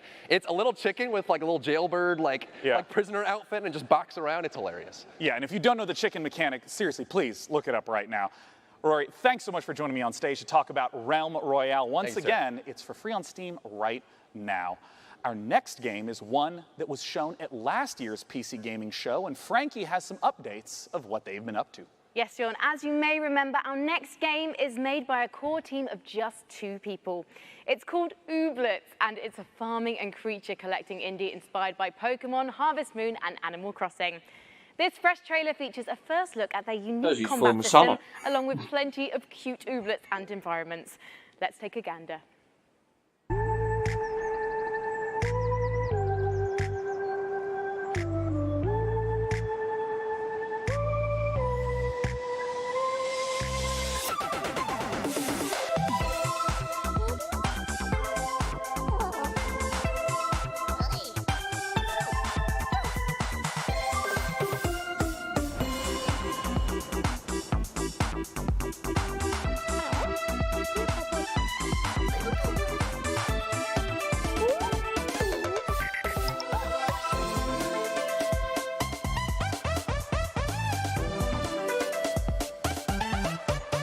Zie jij hetzelfde als ik, Mark?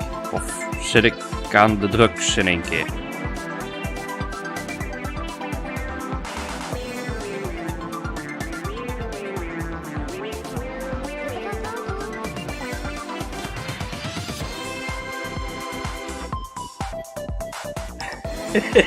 Ja, volgens mij was het bierflesje een stuk dik.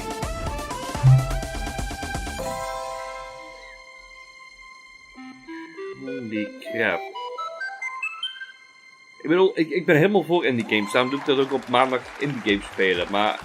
Now, it wouldn't be a PC gaming show without a dash of strategy, which is why I'm delighted that we get the chance to share with you the next in the Anno games. Let's take a look at Anno 1880. Ja, kom maar op.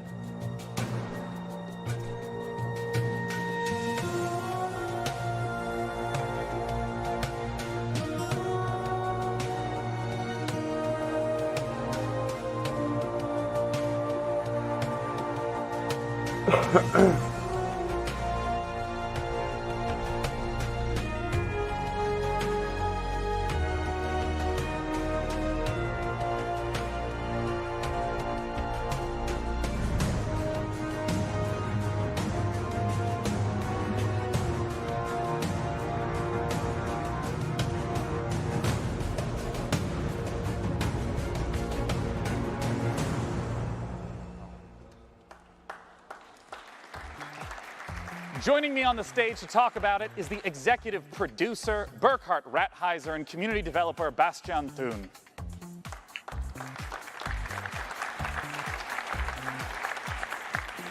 Gentlemen, welcome to the stage. I want to begin right away by asking, for people who haven't seen or experienced the Anno series, what are these types of games like? Anno 1800 is a PC only real-time strategy game, and it's kind of mixing city building together with economic simulation and naval warfare. And at its core, it's a sandbox game, so you have a vast amount of freedom to explore the world and build huge cities. And I wonder if you could talk to me a little bit about why the choice of the 19th century for this game. Well, the 19th century, it's such an interesting and rich era. There was so much happening in this era. So we had two industrial revolutions. We had major scientific inventions and also big social changes, and also the creation of the big imperial empires. So it's a really rich era. And what are some of the elements that we'll get to see from the 19th century in Anno 1800?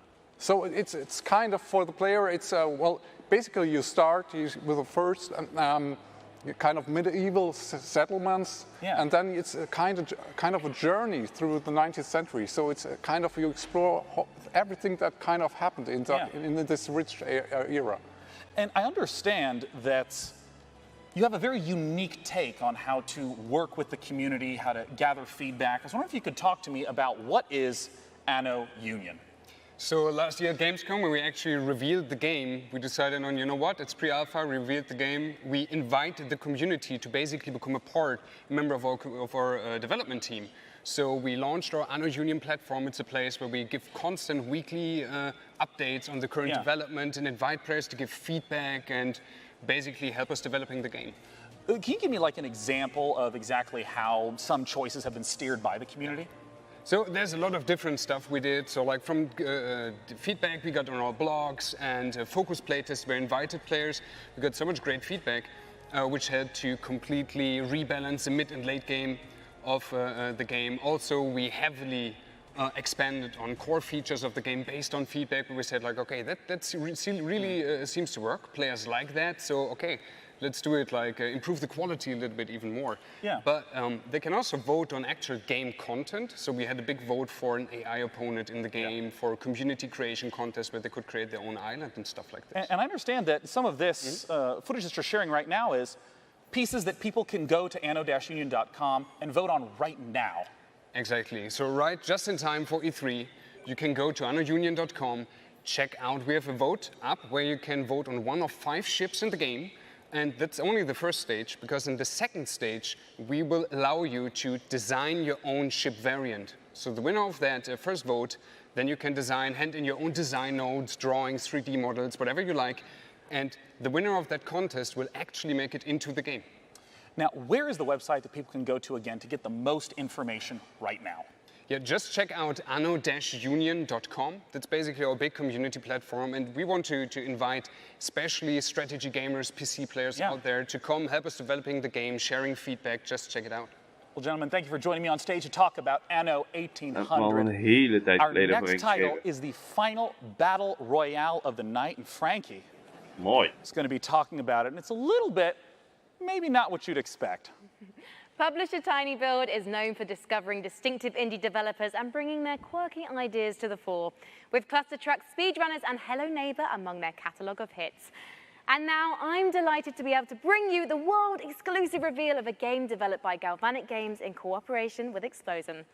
Inspired by the Cyanide and Happiness webcomic, Rapture Rejects is Battle Royale as you've never seen one before, ladies and gentlemen, believe it or not. Top-down, isometric, cartoony, and basically bonkers. Let's take a look at what happens when the man upstairs makes an epic fail and only beams up the bad people. Introducing Rapture Rejects.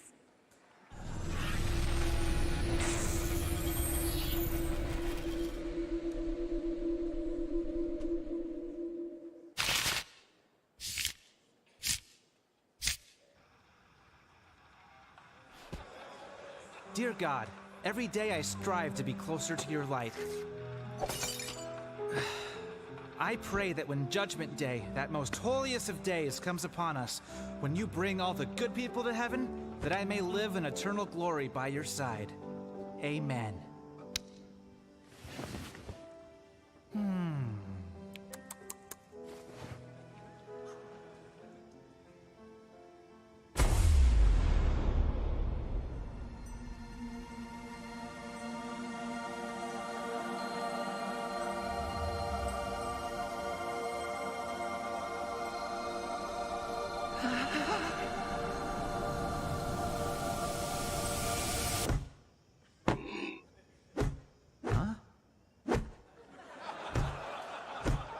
Little help?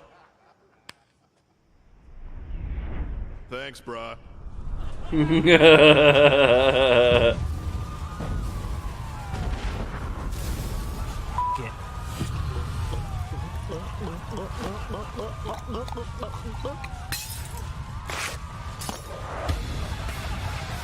Wow.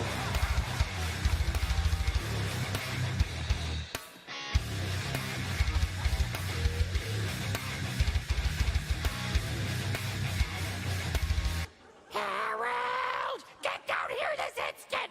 You didn't wake the leaves! Smell you later, you old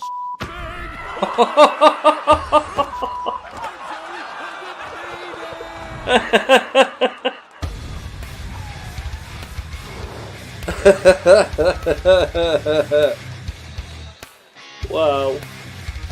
Kijk, dat zijn dan weer leuke indie dingen. I can't believe we got to show that trailer. That's so great.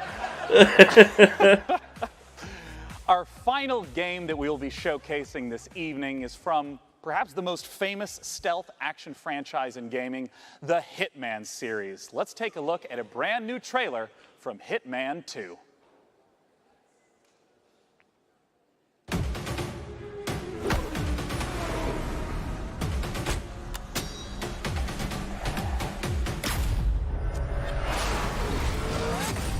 Welcome to Miami, 47. The innovation race is on its last day, and it is down to the wire. The Providence defectors are Robert and Sierra Knox. A day of high-octane thrills and two very public targets.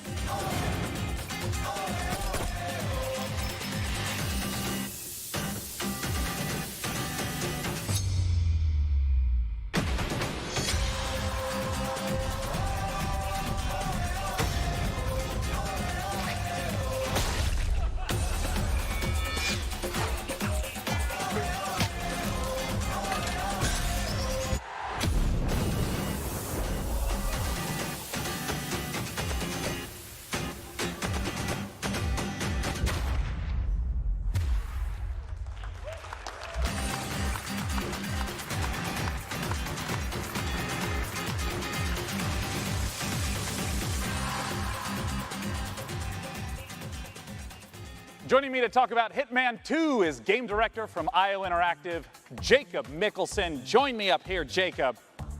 Come on out, we gotta talk. Assassination. Hey, Sean.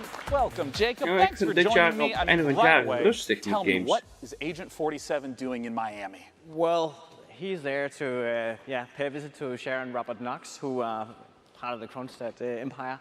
And yeah, we all know how that ends, right? Well, given it's a Hitman game, I Game done. have some hints. And, you know, I always felt like in the Hitman games, the environment was so critical, trying to study and trying to understand it. What are some of the elements in Miami that will show up in Hitman 2? Yeah, well, absolutely. Miami is, I think it's one of the biggest events we've ever created in the game. And in Miami, we have, of course, the race as the centerpiece. Yeah. But being this super high detailed sandbox. Ja, het begin van volgend jaar, dat is het einde van het financieel boekjaar van veel gaming companies. Dus de maanden februari, maart zijn heel belangrijk voor het financieel boekjaar. Make your own way through the mission and take advantage of the locations and all the different disguises and items you stumble upon as you move in closer to your Eerder had je dat ze released in september, oktober, november om voor de feestdagen er te zijn, maar dat is dit jaar eigenlijk helemaal niet. For instance, the crowds we saw here. Alleen Assassin's Creed. First of all, there's more than ever. Ja, Tomb Raider, Assassin's Creed, Just Cause. And on top of that, we also introduced a new crowd mechanic where you can dip into the crowd if you get in trouble. So as long as they are not fleeing or running away, then they're there for you to hide in. So in case you get chased by guards. Another new thing is the picture-in-picture mechanic where you get information about what's going on in other places in the level. So if you're setting up traps and stuff like that, you can kind of keep track of where the important characters are. And last but not least, we have the fan favorite, which is the sniper briefcase is back. But this time it's not only for sniper rifles, it's also for all the other things you want to carry around kind of without causing too much attention to yourself. And I want to ask about some of the weapons and the disguises that have been showing up throughout these trailers. Yeah, we go to great lengths. I think the theme of this showing is going to be the fish. It's really it's a studio favorite. We're having a lot of laughs at that, right? And then, of course, you just saw it in the kitchen as a frying pan. So we all know the kitchen is the most dangerous room in your house, right? Yeah, so of course. Also counts in Hitman. And I want to ask about some of my favorite content from Hitman, things like elusive targets, limited time events. Will those be making a comeback? Absolutely. So there's still going to be escalations for you to kind of challenge the game in many different ways. There's going to be challenge packs, again, new challenge for you. And then, of course, the elusive targets that pop up for a short period of time only. And you have one shot at this or, go bust. As my final question, the expected question, when does Hitman 2 come out? Hitman 2 comes out November 13, and if you pre-order right now, you also get access to a new game mode called Sniper Assassin, where you get to play as Agent 47, and also, for the first time in the franchise, you can play along with a friend in the co-op mode. Well, Jacob, thank you so much for coming out. I'm super looking forward to Hitman 2. Thank you. I might be the worst Hitman ever, but I try hard. Now, Jacob, I'm going to thank you. Thank you. And I'm going to escort you off to the right. So you're going to rush off this way, because coming in from the left, for the first time ever, vaguely nearby me, it's the co-host, Frankie. Come here, Frankie. They let me come down from the balcony for good behavior. Excellent. Well, Frankie, we did it.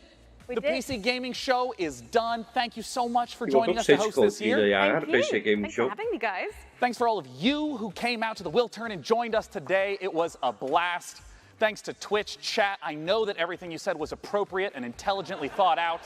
And of course, this year we're curating even more great PC games from the Facebook booth in E3 South Hall. Last, and of course not least, a huge thank you to all our wonderful sponsors who are come back for a fourth straight year. They are Hi-Res Studios, Digital Extremes, Archangel Hellfire, Team 17, Stardock Entertainment, Acer, Predator, Improbable, Oculus Rift, Drake's Cakes, Tripwire, Frontier Developments, and Square Enix. We hope you have a wonderful E3 and go play some damn video games. Cheers. Thank you. Bye.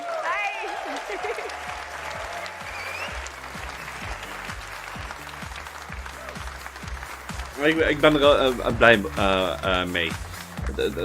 Laat het wel zien aan een stuk erdoor komt ook wel door Microsoft. Vergeet dat ook even niet natuurlijk. We're going to talk about our favorites. I don't know that we'll necessarily get through every single one. Jij mag even stil. Stil. Ook goed. Een groot deel komt ook wel door Microsoft. Nu ze steeds meer gaan pushen tussen het crossplay van de Xbox One en natuurlijk Windows 10. Waardoor PC gaming steeds meer in de schijnwerpers komt staan. Het is altijd de grootste markt geweest die er was. Groter dan de consoles in totaal. En toch werd er eigenlijk nooit wat voor gedaan. Dat zie je nu dat langzaam op begint te komen. Waar ik alleen maar blij mee ben. En dan zie je ook die games net zoals Anno en zo, wat normaal gesproken niet op E3 ziet, zie je dan in die PC Gaming Show. Dus van enerzijds zijn natuurlijk een beetje de afdankertjes op dit moment. Games waar ze, ja, een beetje de underdogs van de grote publishers. Want ja, Anno is toch van Ubisoft. Maar anderzijds zie je ook wel dat ze nu hun eigen leven langzaam beginnen te krijgen in de PC Gamer Show. En steeds meer mensen kijken er ook naar uit naar de PC Gamer Show. En dat is ook wel goed en fijn. Maar ja, er zaten wel wat games bij dat ik zoiets heb van... Ja, als ik nu naar mijn lijstje kijk...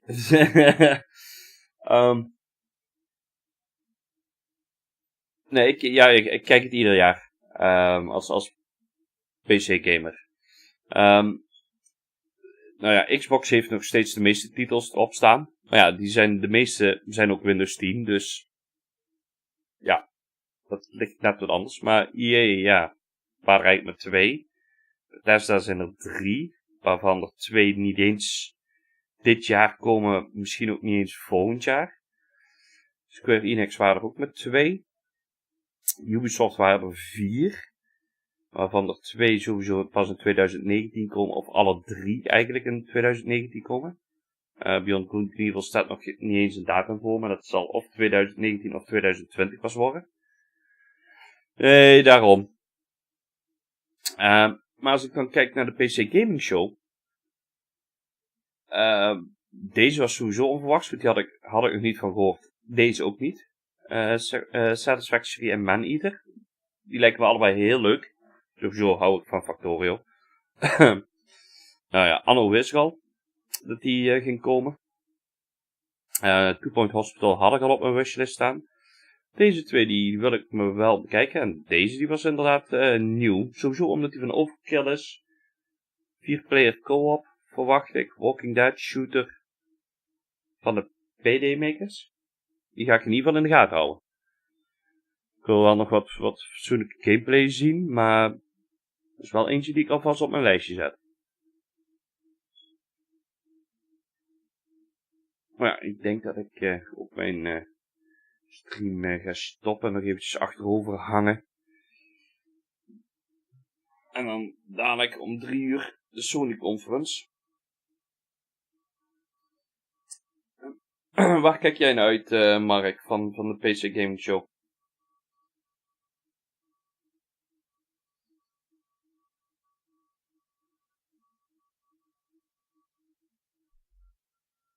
Ik zal in ieder geval vast hierop zetten, dan kunnen we dat even goed even zo redden. Ja, die lijkt mij inderdaad ook heel leuk, die Maneater. Ik vraag me eventjes af met die Maneater of dat echt puur singleplayer is of daadwerkelijk misschien wel co-op iets-achtig. Het zou nog veel gaver zijn. Ja, Satisfactory, Factorio-achtig met co-op. Dus even de vraag met hoeveel spelers dat je het kunt doen. Maar ja, ik ben sowieso voor. Ja, Anno ben ik altijd voor. Ik heb alle Anno's, dus ja, niet zo moeilijk. Team Hospital, daar ben ik mee opgegroeid. Super game toen de tijd. Ik heb hem zelfs laatst geïnstalleerd, dus die ga ik binnenkort, was ik die sowieso al van plan een keer op zondag te gaan spelen. Als ik hem kan draaien, dan moet ik even proberen. Maar ja. Ja, Just Cause moet ik even kijken. Als daar een singleplayer in zit, dan zal ik hem spelen. Want multiplayer, dat is niet mijn ding. Want dat is een beetje dat GTA-achtige en dat trekt mij niet. Ja, Hitman 2 moet ik eerst even wat meer over kijken. Want ik ben helemaal out of the loop van Hitman. Over hoe of wat. Maar ja. Ik ga lekker de stream ook stoppen. Ik ga even een uurtje wat televisie kijken. En dan om 3 uur ga ik Drop Frames kijken. Met JP en Co. Naar de Sony Conference. Ik ben benieuwd wat hun commentaar daarvoor is. Nou, in ieder geval, voor nu Just Cause is altijd singleplayer geweest? Dan ga ik hem zeer zeker ook halen. Nou, ik ga er in ieder geval de stream stoppen. Ik ben morgen vrij. Aangezien ik vanaf vrijdag met 3 uurtjes per nacht geslapen heb, heb ik al vorige week al geregeld. Dat had ik al verwacht. Ik ben morgen vrij. Nu ben ik wel een beetje bijslapen, maar ik verwacht dat ik rond de middag live ben. En het ligt me net aan hoe laat Jurassic World Evolution unlocked. Want die gaan we zeer zeker spelen morgen. Die heb ik gepreload, heb ik ook al gepreload. Even kijken misschien. Ja, je staat nog op preload. Nou, dat zien we morgen wel. Voor nu in ieder geval nog een hele fijne avond. Alvast wel rusten en waarschijnlijk tot morgenmiddag.